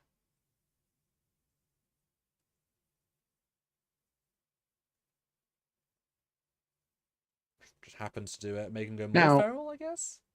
there's something, yeah, maybe. Well, there's something in the next scene, because we cut to Sickbay, and all of a sudden the Gorn are starting to get active, and they're going to burst out. And Spock says something has accelerated their growth. I was waiting for a line saying it was from the radiation of these suns. Because it is. That they've entered, but they don't say that. Yeah, and there's no clarification of it. And surely the light isn't getting through the ship's hull. Well, exactly. The shields are up to protect the crew from radiation. Like later, they were there so long that the ship was starting to get dangerous levels of radiation built up. Yeah, they can't get affected. Oh, the big window in sickbay that's not there is letting light in. It's because it's light and heat, but they're not getting in these radiation. Yeah, doesn't make sense at all. And if it's so powerful to get through the shields at that distance, surely they should be dead or dying. Yep, that's a plot hole too. Damn. But they decide to prep for surgery even with a 14% chance of survival. And also, isn't it going to burst out any second? So prep for surgery should be like 5 seconds. Like they've got no time. Yeah, that's the grab her and pick her up off the table. And then put on full suits. Yeah. And do the decon and put on a table. And where's the other nurses and doctors? Where's the staff? You got a full medical staff. All right, now Stuart. Now's the scene. Yeah. Now's the scene. This is the explanation scene. Let's see if it works. Let us know if you think it works. I'm excited, Stuart. Well, they're still getting a ping from the signal from the torpedo. So it's therefore in that system still, and detectable through the gravity of 2 suns. Just saying, it's detectable through all of that. Okay, let's read this and see if we can figure this out. Magnetic fields here make navigation impossible. That explains why the Gorn go into a free fall. They let the intense gravity wells do most of the work. It's all the radiation and no visuals on the ship, or what's beyond the binary stars. The light bends in a way that creates a natural hologram. They're essentially invisible once they pass through it. Thanks for a great defense system. Maybe it's a landing sequence. Could this be the Gorn homeworld? You tell me the Gorn homeworld is right behind those suns, but because of the way they're interacting and bending light, you can't see the homeworld right behind the suns? I have a suggestion. Fly around the suns. Yeah, me too. Yeah. Space is 3D. It can go anyway. Two-dimensional thinking, it'll fuck you every time. And the planet can't be that close to the sun without burning to death. So the planet has to be on the other side, like thousands of kilometers. And so they would just fly around it and detect it. And also, it's impossible to detect visually, but their scanners would detect gravity wells in the system. At least when they, well, I guess they came in, long range sensors as they were entering the solar, like the Like the gravity of the sun wouldn't affect them at warp far away, so they would detect the entire system because they detect Just around. enter from a different plane, like Yeah, above the suns. I might be able to see the because it couldn't be that close to the suns that it would be invisible because of it's just stupid. A hologram, and then that's where their homeworld is. But it all gets interrupted because it's like something's moving out there, and that's where the ships start coming yeah, through. because the chronomass ejection, I assume, which is not expected, makes them go feral again and then decide to go out and attack. I assume that's what they meant because But it's the ship just went, yeah, and then a minute later, it's like because the mass back. ejection, so it triggered them. Is it the same ship or a different ship? It would Oh, no, probably be the same oh no, it ship. is Would because be they were my tracking guess. it. Yeah, they were tracking it. So it has to Yeah. be the same ship. Boy, lucky, isn't it? The same ship gets resent out. Like, is there a Gorn in there saying, "We have returned home after our hunt"? Oh, Oh the shit! We gotta go hunt! again. The The hunt hunt again! begins. But I want to go home. No, the hunt begins. We're tired. The hunt begins. We've been going 45 days. The hunt begins. I want to sleep. The hunt begins. Um, I do like the one ship that flies by, and he's just like, huh. And then just shit tons I of thought ships. navigation was impossible. They're past they already came through that I know, part. but they came I know. They came out of impossible. I know. And also they do partying around, they do constant navigation. I find they have adapted around it, that's fine, but then don't say it's impossible. It's not impossible, they're doing it. Say we can't do it. Yeah, the Gorn fly like drunk. I don't know. They just what is this? Why do your ships always have to do this? I don't get it. Yeah, it's a problem. Um, so I was convinced. And look, guys, I really want to know your guys' thoughts here. I really want to know, right? Like seriously, guys, 48 of you, I want to know your thoughts here. I was convinced, as you were there with me, Stuart, that first watch, that what the show actually meant by all of this was visually, not narratively. They said it was a cloaking field, ostensibly. What they really meant is that it was like a gravity well portal that zapped them to another part of somewhere. The system. Because that's visually what happened. They got vroomp. They didn't disappear. They got pulled, and you can see it. There's a physical. It's really obvious that's the effect they're doing, and they come back through it. So that's the effect, right? On second watch, I'm convinced they are literally saying it's a gravity well cloaking field, and the Gorn are just living between two suns because there's nothing in it, having rewatched it, that says they're being teleported.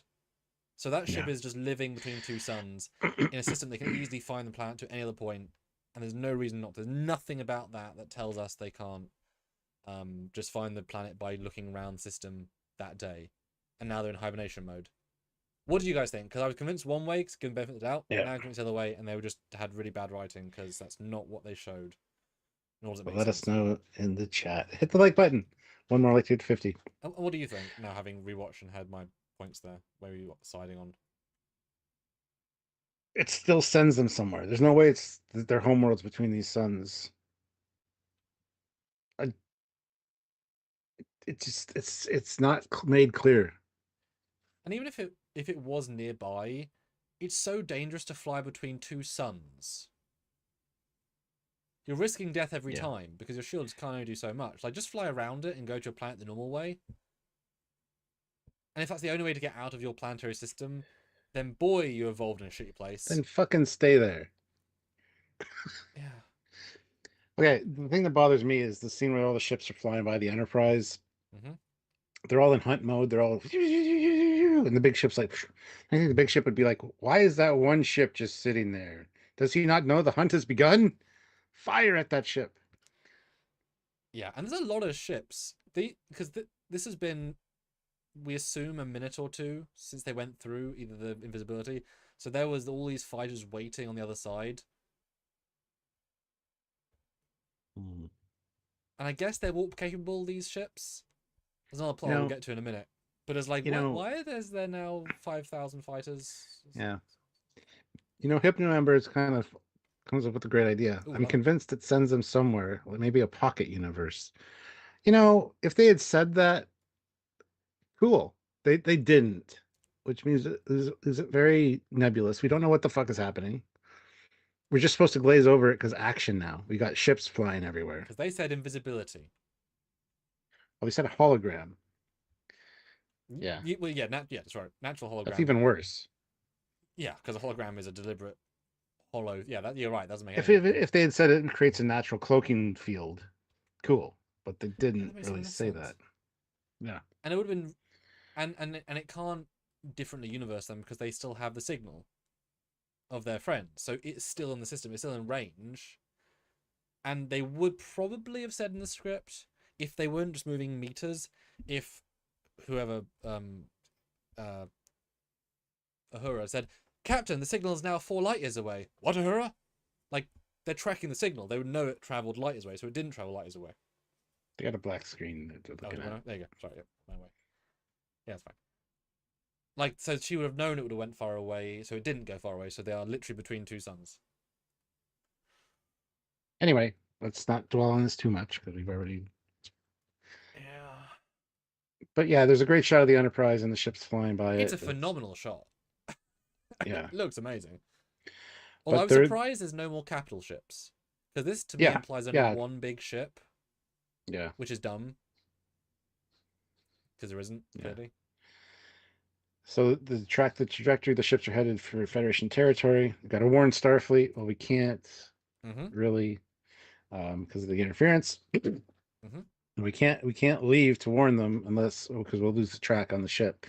Yep. So they put a beacon, a long range buoy there to lock onto the signal so that when they come back they can find it. Fine, cool. Oh, Christopher says Picard season 3 had more plot holes than Swiss cheese. No, that's Picard seasons 1 and 2. Season 3 has some plot holes, but they're significantly less than other ones. Season 2's plot holes in Picard are way worse. And season 1 has 500 plots that go nowhere, so it has plot ends. The plot in season 1 is much worse than 2 or 3, but the holes are worse in 2 than 3 for sure, by a long way. Good threads that could have gone somewhere that go nowhere. Yeah. Yeah, I mean, changing plot halfway through does do that, but doesn't make it right. Yeah. No, yeah, it's definitely stronger. So they decided to warp out of there to warn the fleet and then come back. So or follow it, like, as in, like, we are going after it now to get out of range, and I guess they can't. Yeah. They have to go back to where they jumped in, which is not very far. We'll get into that in a minute, but they're going to range of talking, which is fine. It's not very far because they just have to warp out. Then we get a really gross visual of the back of Patel with these little things growing in her, and that sickbay is off. Why? Where is this? Where is the ill? Where is the? No, okay, cool. I love the TOS inspired uniforms though, or the biohazard suits. Yep, mad respect to the costume team as ever. Well done for trying really hard and you succeeded. Well done. No complaints. And I like the little thing that we're going to use, the laser thing, little bio thing at the top. I expected to see a Gorn get sucked up in there, but yeah, we'll get to that. But yeah, wonderfully gruesome backbursting. As soon as I saw it, I was like, oh, good use of. Let's put the actress for some close-ups, then bring the body double in, like the stunt, like the physical casted body, so we can do horrible things. Cool, love it. That's a good use of things. Cut back to the bridge. And this is a scene I didn't realize was a huge plot hole. So what happens, Stuart? Because I have huge problems with this second time around. Oh, really? I would never have guessed. By the time they can get a signal out, the Gorn will be right on top of the Federation homeworlds. They're sitting ducks. And then Pike's like, are we in shooting distance of the Gorn? Chris, the Enterprise against an entire armada? Wouldn't stand a chance. To which he kind of like, and then he has like a revelation. Pike to science lab. Hell yeah, I need you on the bridge. You missed one line about going fast. Slightly earlier in the scene. Did? Yeah, that's one of the several I have a problem with. We can't chase them because they're going too fast, basically. How long before we clear these binary stars and go to warp? Not soon enough. Those Gorn are moving a lot faster than we are. There you go. Yep. Yeah. So the Gorn are moving faster to get to warp out point, right? So they can't shoot because they're not in weapons range because they've now gone too far. So you can't catch up with them to shoot, because they're going faster. So already Pike's wrong to ask, because they're already too far because they're going faster, which means they'll get to the warp out point first. They warp out first, and they said, we assume they can go faster warp because the ship's damaged. And they said they can get to, what do you say, the Federation worlds before we can warn Starfleet or whatever. It's like, nope, that's not a thing because it'll take them weeks, days to get places. It's also one ship. I think Pike says at the end of the scene, he's like, oh, we're the last hope for the Federation has. Guys, it's one big ship and some fighters. We see the fighters, they're small. This is no Borg ship. You can very happily kill one. This is not the end ship. And there's no point does it say, it'll tell the rest of the Gorn fleet to attack. No, they play it like this one fleet is the thing that'll kill. No, it won't. You can take it out. It'll take losses, fine. But like, get 5 connies. Space battle, it's fine. Are you joking? But they play it as this. Guys, it's one ship and some fighters. And as we saw in the and it's not like the fleet's. It's not like the fleet's ready to go. The fleet's already assembled. Yeah. So if they start attacking Federation, the fleet will just warp in to protect Federation assets. It's fine. I mean, huge casualties, fine, but like, yeah. And we even saw, remember at the very start of the episode, we explicitly have a scene that lets Enterprise survive where they say we'll confuse their scanners, and 2 fighters hit each other and exploded by confusing sensors. So all you have to do in that battle is tell them to do that, which you can do because you can tell them over subspace. And then there's so many of them, send the signal, they'll start hitting each other. They've lost half the fleet of their fighters. The big no. And you can, as soon as you warp out, you can communicate back to Earth, tell them, then go back. Like, no. It's just no. Just no, it doesn't make sense. Proper plot hole there. Time, distance, space. No, it doesn't work. Yeah. So anyway, Scotty. It's funny because I'm fine with the thing with the gravity. Like, more fine than that plot hole, ironically.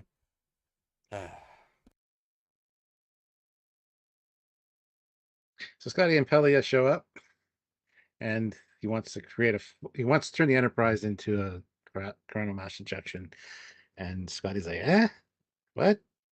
And yeah, this is the lady just do. And it's not even engineering, unless this bridge is laid out completely differently, which probably is.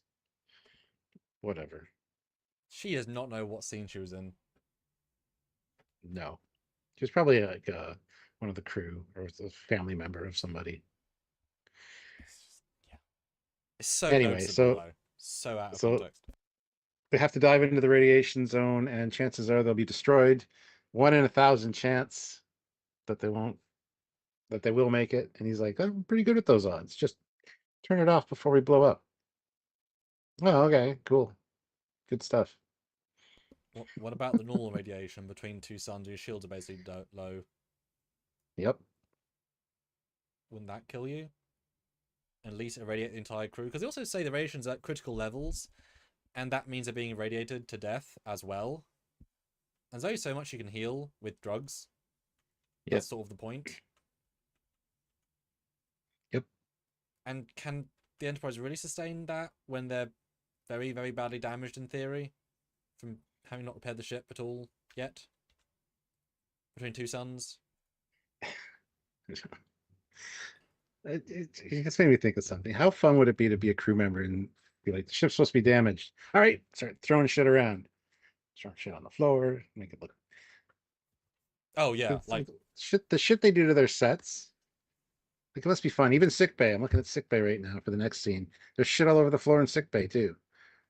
Just well, it's funny. I kind of thought, like, because I thought the last episode we went aboard the Patel's ship, which is also destroyed. So my assumption is they left the sets trash between episodes because it's trashed here. Because they're not going to fix it, repaint it, and then the new script comes in, we have to destroy Enterprise. So they're going to leave it destroyed from the previous, which is good to save money, but they had to know, I mean, they assumed, fine, but like, this is the same damage from last season from last year. So imagine being on a set tour between those 2 seasons, and like, everything's just trashed. It's like, is everything okay? Yeah, but between battles. No, really? Oh. Okay. I wanted to get some nice pictures on the bridge. No, you can't. It's dirty. It's real trashed. We're not even going to power it up for you. You're just going to have to fucking. Oh, it's so sad. Some like pictures of people who went to the Voyager sets, like slightly sneakily, and like I went to the Voyager set and everything's like got tops over it and powered down. It's just like studio light above and it looks terrible. And it's like that was my experience. I couldn't sit anywhere or look at anything or touch anything because everything was covered. Great time. Anyway, back in sick bay, they're doing the operation, and I was Oh, expecting to see something get sucked up in there. What? Mateo. We'd said this on our other review. Pike's on board. They're invulnerable, is what he meant to say. That they should have played into. He is, but the crew isn't. Well, indeed, but he should have said, "I like those odds because I can't die." What do you mean? Nothing. No, that's seriously. That's Jesus, absolutely. I should have played that scene. That would have that's awful. absolutely made it make sense because then they couldn't have died. The ship logically couldn't have been the way they were doing. Couldn't have killed the crew logically. Oh, that would have been so much better. Sorry, you were saying about the. I have no idea what I was saying. You thought. Oh, surgery. And I love how Spock interrupts her, and he's like, they're only coming out to feed.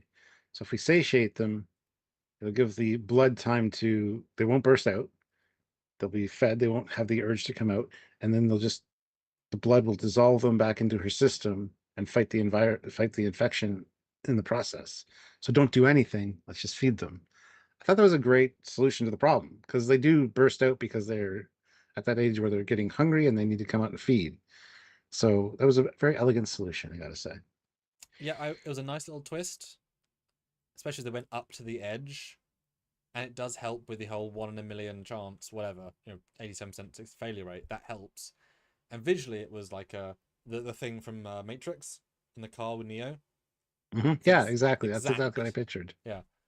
But that said, I didn't quite get Spock's logic. I don't quite believe it because them wanting to escape means they are sentient, fully like enough form to live on their own. So they are now 6 or 7 full Gorn hatchlings in her body, which are now ready to leave. Even if they're accelerated, they're not going to leave unless they're ready to be self-sustainable. So what they're saying is that fully formed Gorn hatchlings, after being fed, will allow themselves to be disintegrated by a body. I don't believe that. That's a bit too far. As being fully formed, Mhm. I don't buy that because they're sentient. They're ready to go. Mhm. That's a lot. I mean, that's a lot of Gorn biology that's now in her body that she has to absorb. That's like thousands of cells of Gorn things. That's organs. That's teeth. I don't think humans are designed, even with Illyrium, is like designed to break down. Like, remember they hatch in like loads, so there's 5 or 6 sentient Gorn creatures that. But it's a little bit far based on the previous season. It's fine if it was like an infection, but it's not. It's multiple alien life Yeah. forms in her body that are big. Yeah. That Yep. are physically taking up room. Like where's her lungs gone? Because there are now like taking out a chest burster. Like you had to move all the organs. Like they're already pretty messed up, right? It's not great. Yeah. I don't know. They didn't think about it either. Turns out if you make them so dangerous that they're dangerous and then have to undangerous them, you kind of write yourselves into a dangerous plot hole. Not plot hole, but like that doesn't quite work. Yeah. Uh, Next scene though, they find the computer Gorn panel, Gorn computer panel, and like she touches it, and Mm-hmm. she somehow found a pad that she could transfer this information onto, which might have been attached to the panel. I don't know. And those look like buffer codes. They are. We gotta get these Enterprise. Okay. What? Now, How do you know?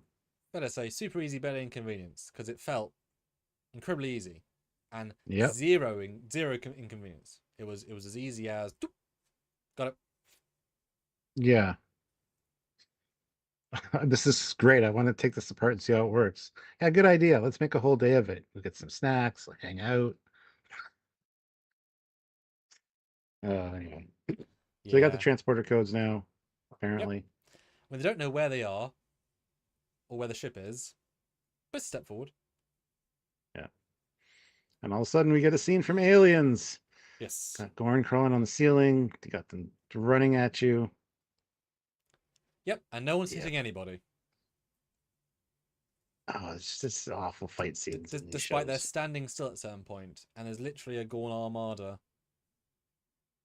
and it's just red on red, which looks visually busy. Yep. And get to the ship. Get to the chopper. Which is a significant run. Like Yeah. this is like them legging it. Ortega's bleeding out horribly. Like they can't get there. She's not bleeding out yet. Oh no, well yeah, but she will be in several seconds. But like this is a substantial distance, and they're running at them. So no part of me for a second believes they can't get to them before they get to the fighter. Not a single part of me. It's too far away. So they're dead here. I'm assuming they let Lan go. I'm gonna be really generous and say they know she's genetically part Gorn, so they let her go.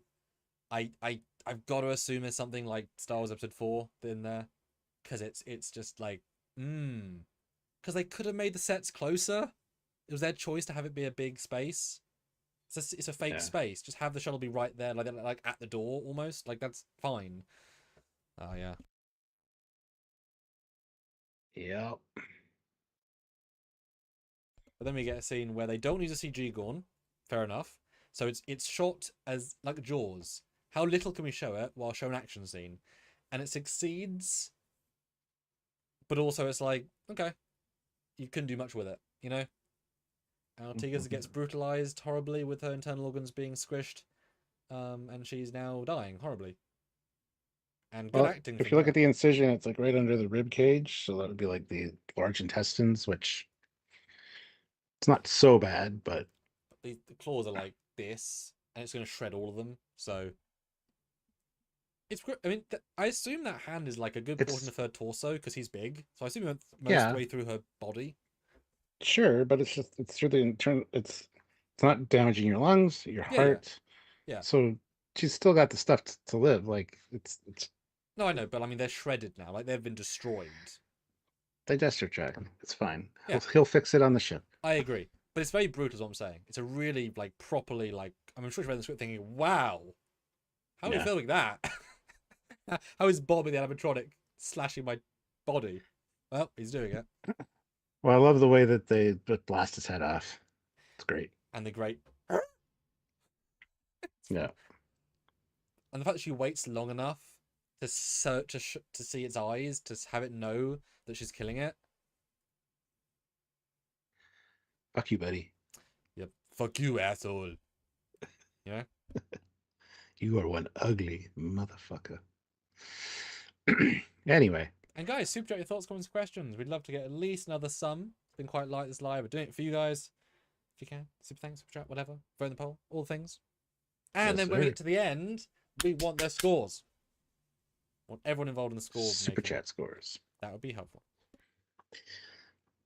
All right, and we get the Enterprise approaching the binary stars. And then light us up. Light us up like the sun. Which is a great visual, honestly. The ship with the shields, and it's really fantastically done. But and Pike in front of the view screen, which is blinding light, is of course doing this. Like that's a very TOS thing. Bright shit on the screen. But he's like right in front of it.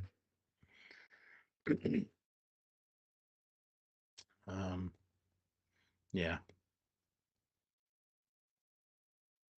Then we're back to the Gorn ship.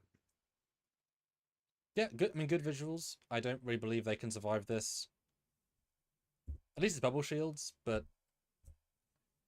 it just makes TNG Crusher look a bit more dumb. I know that was close, but like, I don't think a Connie can survive this. Okay, then we cut to them hobbling away, firing backwards at nothing, somehow evading all the Gorn and shooting a door, which I guess is the door to the shuttle, because the next shot they're in the shuttle. So I guess she shot the door of the shuttle, which is don't shoot the door to your shuttle when you need that's the edge of the ship. It's a really bad edit. Like you needed a shot of a CG doubles walking into the fighter from like a long shot with a pan. It's a really bad edit because it's all of a sudden the set. It's like, oh, what? Hello. Okay. Cool. Yeah. What? And where do you know where the bridge is? I know it's a fighter, but it's not that small. I mean, have you seen the set? It's actually quite spacious for a fighter. Yep. And Mbanga tries to get in the pilot seat, and Ortigas is like, "No, I got to do it." Well, she flies the ship. It's got to be me. I know. The only issue I'd have with her moving around like this is with the Gorn going through there. She's also gone through her abdominal muscles, which are very important for movement. So, but she climbs up on it, and I love how it's not a seat; it's an actual like lay-on thing.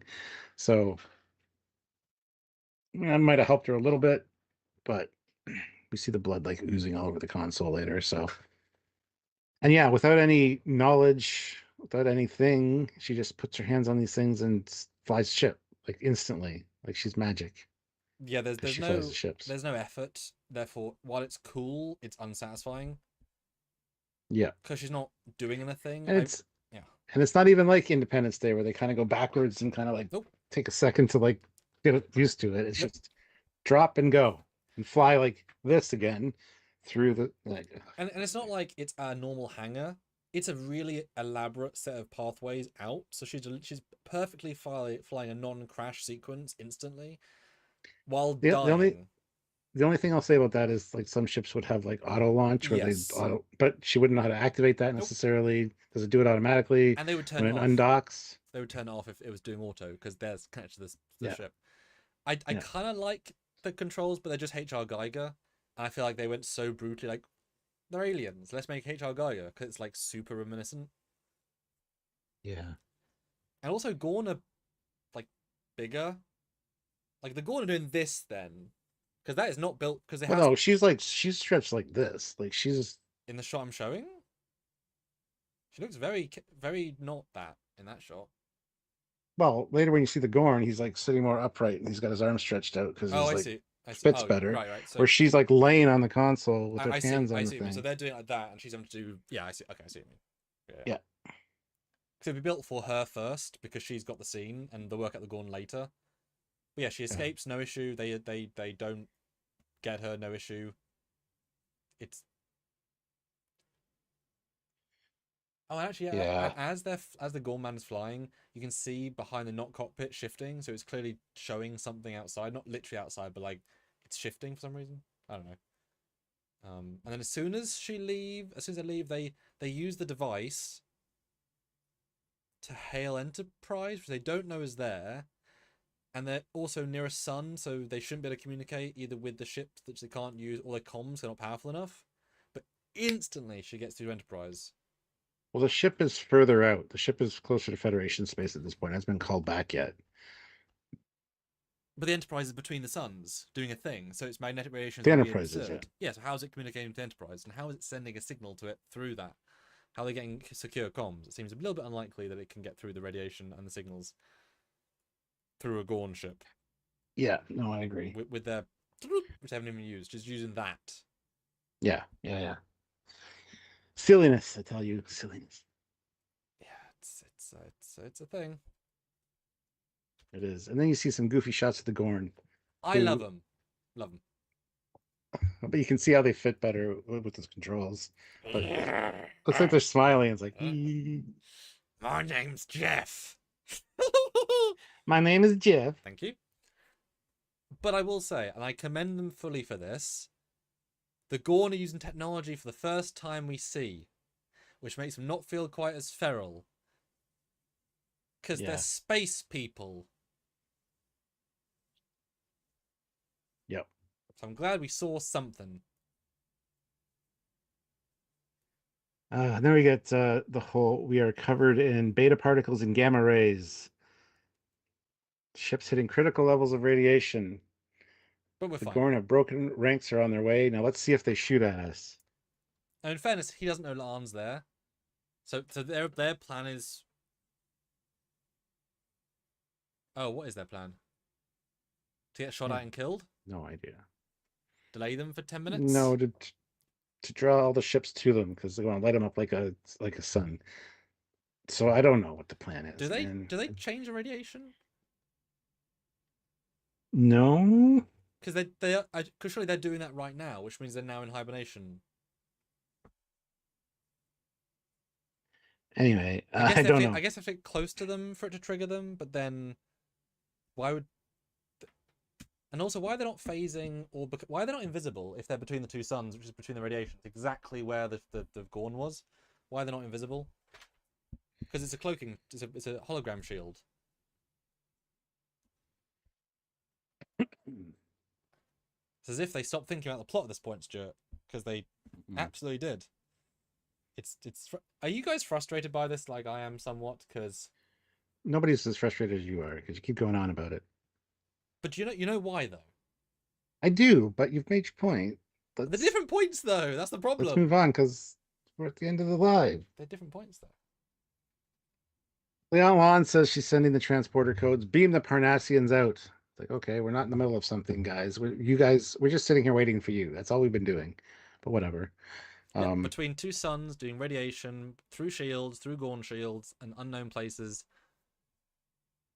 and it works. It works flawlessly, and also the Gorn disappear like well shy of the middle. If the logic of it is true, the Enterprise is currently in front of them.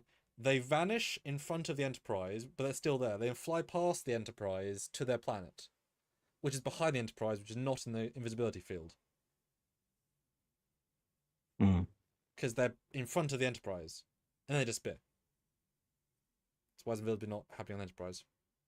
Parnassians, Scottish Nightmare, not Cardassians. Because if scale's real and these suns are that big, then they're like thousands of kilometers away from the Enterprise. Which means where is there a planet between them? Because that's okay. I think what the Enterprise is doing is simulating a coronal mass ejection between the two suns. That's what triggers this thing. So they're bridging the gap. I don't know. And the ship like sort of phases out. It's a very distinct effect. Starting at the back of the ship. If they were going invisible, it's not the front of the ship where the thing is, not the back. Just saying. And then they're fine. Turn it off. Like 100% fine, no problems. They're not dying radiation. The ship can survive between two suns. The Gorn are clearly gone, even though they're right there. And the last Gorn have gone home. Yeah. Yeah. And Pike explicitly. I mean, obviously he could be wrong, right? Fair enough, right? He guessed Homeworld. These are all guesses from him. Fine. But he said, I think we've now disabled them enough long hibernation that we'll be fine for a long time, and someone else have to deal with it. It's like, Okay, well I gotta head out for a second and help Marie get in. Wow. Before that. Okay.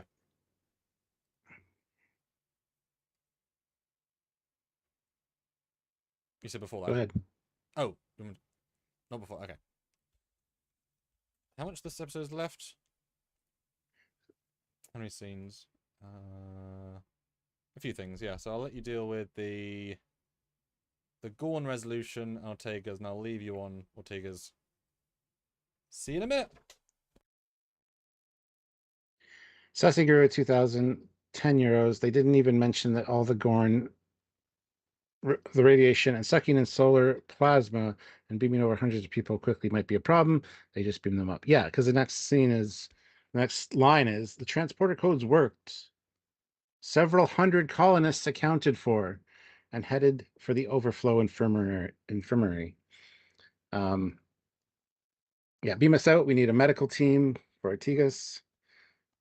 And then Pike messages Scotty. Scotty says, yeah, we're using the codes to hack the hunter to beam them out. No problem. And then we get, the resolution from Una. We triggered a long hibernation in the Gorn. To which Pike says, but I can't help wondering if we just didn't create a problem for someone else to solve later. April contacts them and says, how much time for the Gorn to get here? And he's like, just ignore that last message.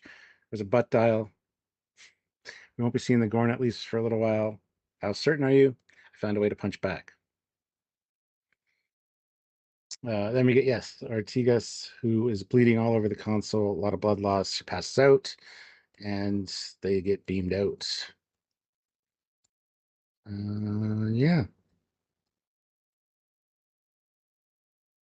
I'm Erica Artigas. I fly the ship. Again.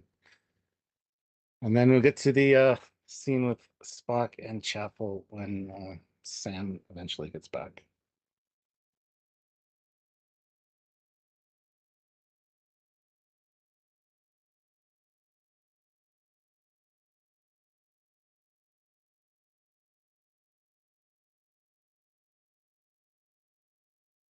That's how Sam just gets to leave when it's like 10 minutes past our time, 15 minutes past our time. And anyway, 56 likes. Hit the like button, guys. Let's get those likes up as high as we can. Um, yeah. Again, I like this conclusion. It corrects mistakes from canon and canon from TOS. The Gorn are a future problem now. But not really, not on this scale, not as infecting Federation citizens with xenomorph. It's not, it doesn't solve the problem at all, even remotely. Sasiguru, €5. Also interesting that the Gorn fighter has glowing cinnamon rolls as joysticks. Interesting. Yeah. All right, I would continue on, but I can't change the picture. So anyway, Spock and Chapel have a little moment with an empty corridor just outside sickbay that's full of debris. You know, you just beamed hundreds of colonists aboard a ship that generally has about 203 people on board. You think there'd be some crowding going on, especially right outside main sickbay. Yes, there's an overflow infirmary, that's fine, but this corridor should have been bustling with people.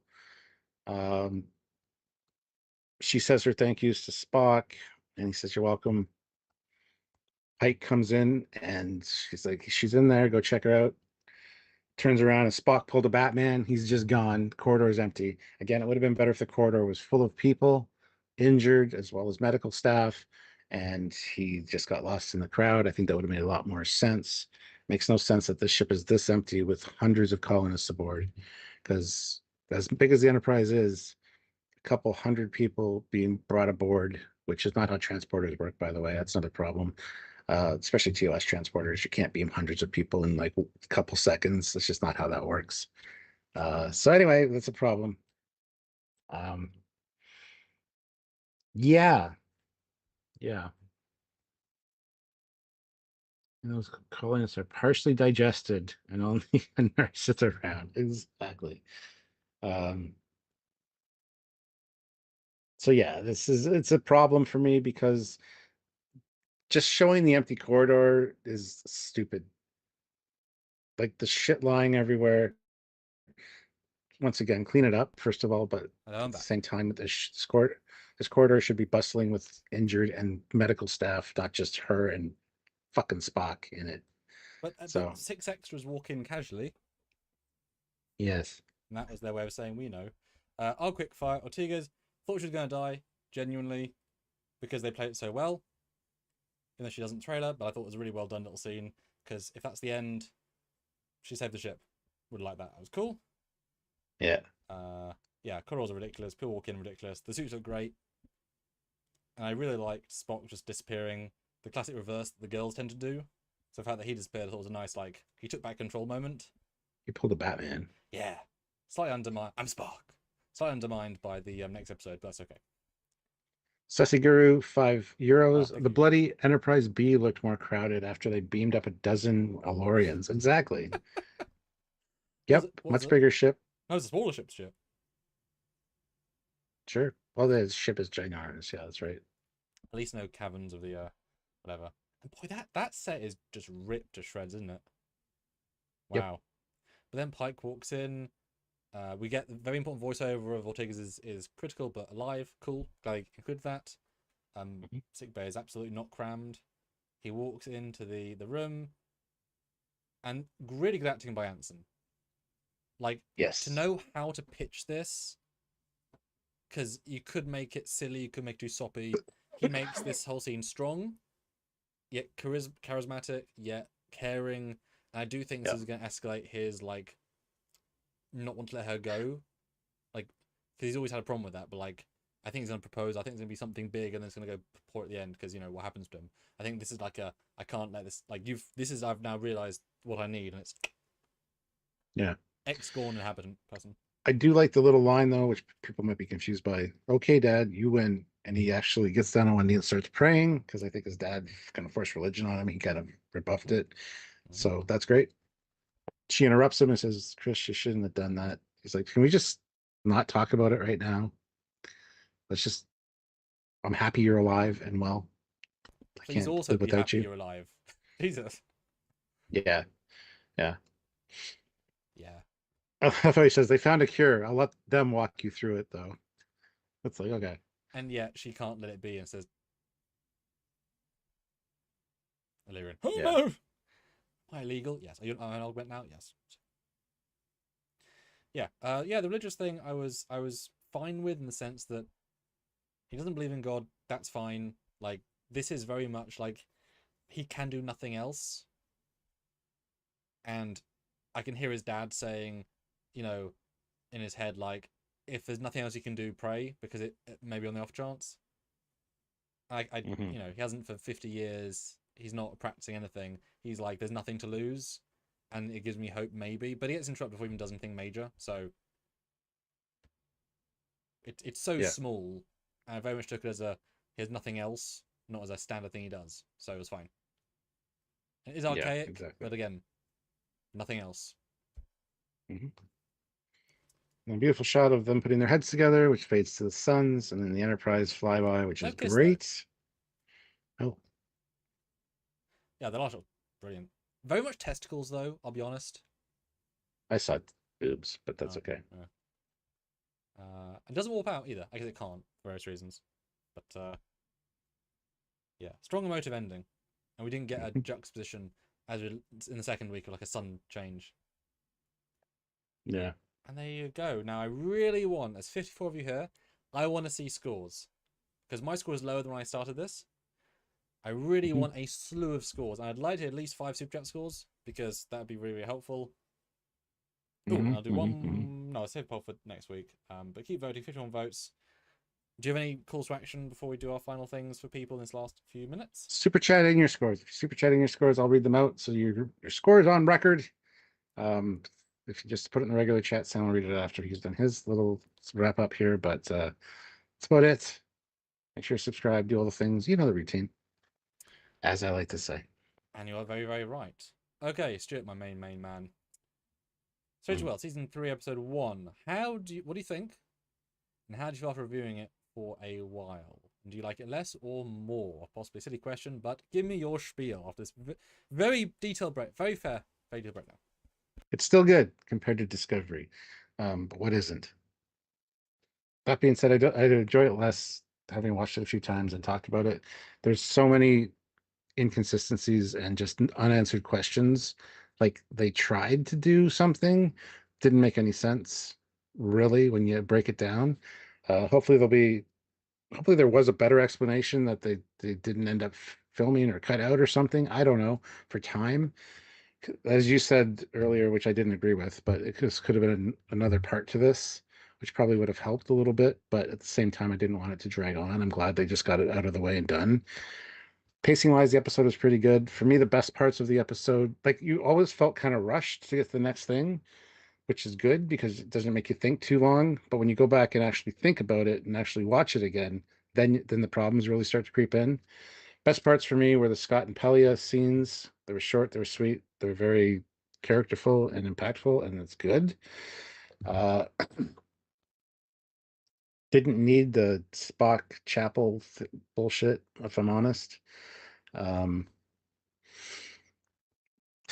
Other than that, I mean, the only issues are the plot hole, well, not plot holes, just unexplainedness of the situation and the solution and how long it's going to last and how it worked and if it's just a ship and if well, there's a whole bunch of questions that just don't make any sense. So unfortunately for me, those are all problems.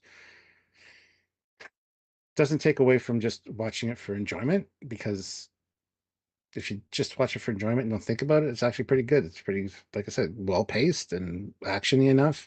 But the problems with distance and time and traveling and just there's a whole bunch of things that don't make a lot of sense, and that's a bit of a problem. So that's my take.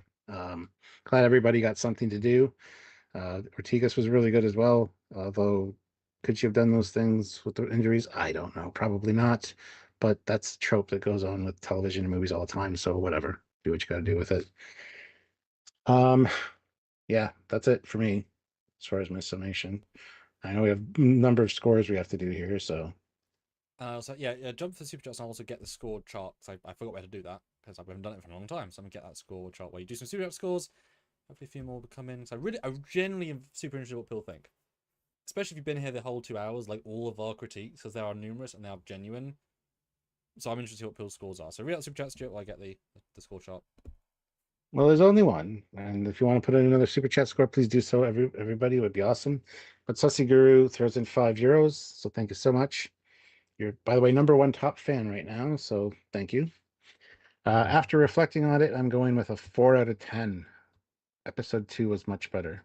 Yeah, I think episode 2 was much better as well. But we'll get there when we get there, which probably Monday or Tuesday, probably Tuesday. I don't know. We'll see. But we'll review number 2 early next week. So join us for that as well. But yes, I agree. Episode 2 was much better. And that being said, for a wrap up of this story, it was better than I anticipated it was going to be. It didn't really drag in spots, which I expected it to. And maybe it did when they had an explanation for what the fuck was actually happening. Maybe. So this is just to like glaze it over, move you on to the next thing so you don't think about it. That's kind of the rushed vibe that I feel that it's giving off. So, yeah, those are my thoughts. Hit like, though, if you haven't already. 2 more Sure. likes to get to 60. Okay. So, my thoughts on your score. I forgot how we do it. my scores. Okay, so it's out of 10 for enjoyment and for all Strange New Worlds. We can add in for all Trek as well. Depends if you want to do all three. No, not right now. Okay. Enjoyment factor? Probably, like I said, just to watch it with your brain turned off. Pretty good. Probably give it a 7.9 for enjoyment factor. Although, can I point out if the That's kind of high. Can I point out the caveat to enjoy Star Trek as turning brain off is an incredible indictment of Star Trek because it's the show that you're meant to keep. I'm not. You're not wrong. I'm A just lot saying, a lot of people don't watch it the way we do, though. I know. I'm just saying Star Trek is the one show you're meant to keep your brain on for, and it was meant to Yeah. be good for the brain. So the fact that you had to say that is a really indictment on the show. I'm gonna give it a 6.6 for enjoyment, actually. For All the Strange New Worlds, Mm. 6.3. Okay. It's not awful, but it's awful at the same time. So Thing is, you can have plot holes into a good story. yeah. That you know what I mean. It's a tricky one to judge in that regard. So what do you think after watching it and talking about it? Yeah, fun ride. It's definitely more akin to In Darkness, unfortunately, especially with the blood. They absolutely ignored time and space, and now I didn't realize quite how much it is broken beyond belief. The space files aren't good; they aren't bad. The Gorn stuff doesn't make sense time-wise, as in inside the ship. They might be some things later, or just convenience, which they are definitely 4 or 5 too many. The acting's phenomenal across the board; like everyone's great in every scene, pretty much, which is great. But they're given not a very good script considering. There's a few moments of genius and little acting moments, but they're entirely cast driven, not script or story driven. So well done for the cast. And it's a broken story that needs at least a second rewrite. They're either really rushed. Relies a lot on conveniences. Put it that way, like Lon getting out of her tube and stuff like that. So yeah, it's. I mean, we said about the pitch guy earlier. You know, so why does that happen? Because it has to for the plot to continue. It's like, oh, okay.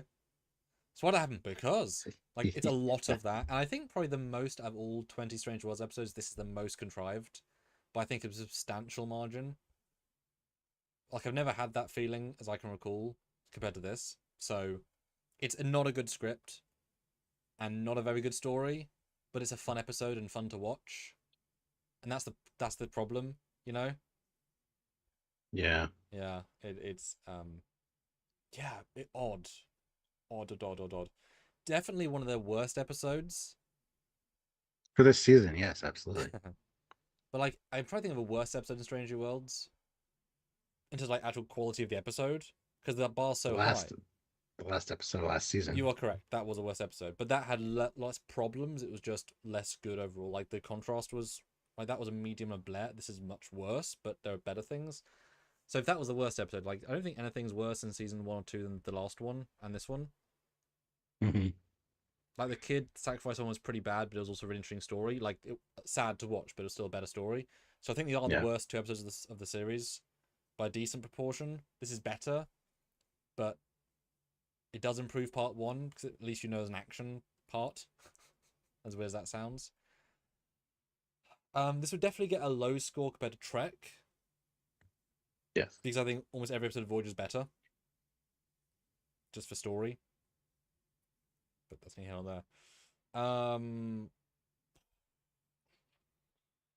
I think I'm going to give 2 radically different scores just to reflect the quality of the episode versus my enjoyment. You were consistent. I'm going to have to give a radically different one. I think enjoyment, I think I'm fine to have a 6 for enjoyment. So I think it's above average for enjoyment. But I think All Strange Worlds, I'm going to give it a 4.2. No, a flat 4. Like it's a substantially lower bar than the show can do. And I hope it's the worst of the season. Because it should be the worst of the season. You know? Hopefully. Yeah. Hopefully. Yeah. But yeah, it's definitely like nowhere near a 7 or 8 or a 9. Like that many levels of plot problems are just too much. And it's definitely, I think 6 is very fair in the 6s. Right? Yeah. Because not even like much spectacle to get higher. Like not even like as a visual thing. I was going to give it a 7.8 going into this, just for the record. Wow. I mean, hey, that's how you felt, but that's was that for enjoyment or for the show? Enjoyment. Yeah. I don't know. I hadn't really thought about the actual Stranger Worlds one. So. And I hadn't thought about the score at all. I couldn't. I think I would have been a 7.8 this morning, as in yesterday morning. Yeah. But certainly, it's a very bad second watch. Yeah. All right, non-super chat scores are, let's see what the people say. Stanley's 6.5. Michael Williams 8.5. Christopher 6. Hypno. For which uncritical it's a 9. But critical 7.8. Scottish Nightmare 6.5. Project Akiva, Shiva 7. Donnie gives a very low 9 out of 10, so he thinks it's almost perfect, but we know Donnie's scores are never bad. Yes. Devro 8 out of 10. Hypno, are you kidding? This is far from one of the worst episodes. Sorry, what was worse than this? Apart from last week's? Last week's? No, sorry. 2 years ago's. There's only 20 episodes, right? Sorry, yeah, right. There's only 20 episodes. Like, this is absolutely bottom, like, 5. Like, easily bottom 5. Yeah. Whereas next week, episode 2, I said my initial thing, best top 5. Yeah. So, again, in rewatch. And Captain Corky 6.5. So, a decent Endeavor 8. So, yeah, pretty different range of things. Yeah. Kind of smattering on this one for sure. And the poll results 53 votes. Based on these first 2 episodes, do you think this season will be the best, worst, or middle? And best wins out just by 49%, middle 42, and worst 9. Which I feel is pretty fair. Good. It's only 10 episodes. Hopefully, they got a lot of good ones. Let's put it that way. But also, well directed, well acted, great costumes. You know? They just need another draft on the actual story. Yes. Great costumes. Pike wears the same thing through the whole thing. Doesn't change once. But I do like the TOS inspired medical costumes. The new really good. The new red one. Just a nice throw in. Yeah. Yeah. There we go. All right. Well, check out our video tomorrow. We've got a video coming that you're probably gonna like. Although check that message from David, because apparently we're gonna anyway. Just David sent you something. Check it out when you get a chance.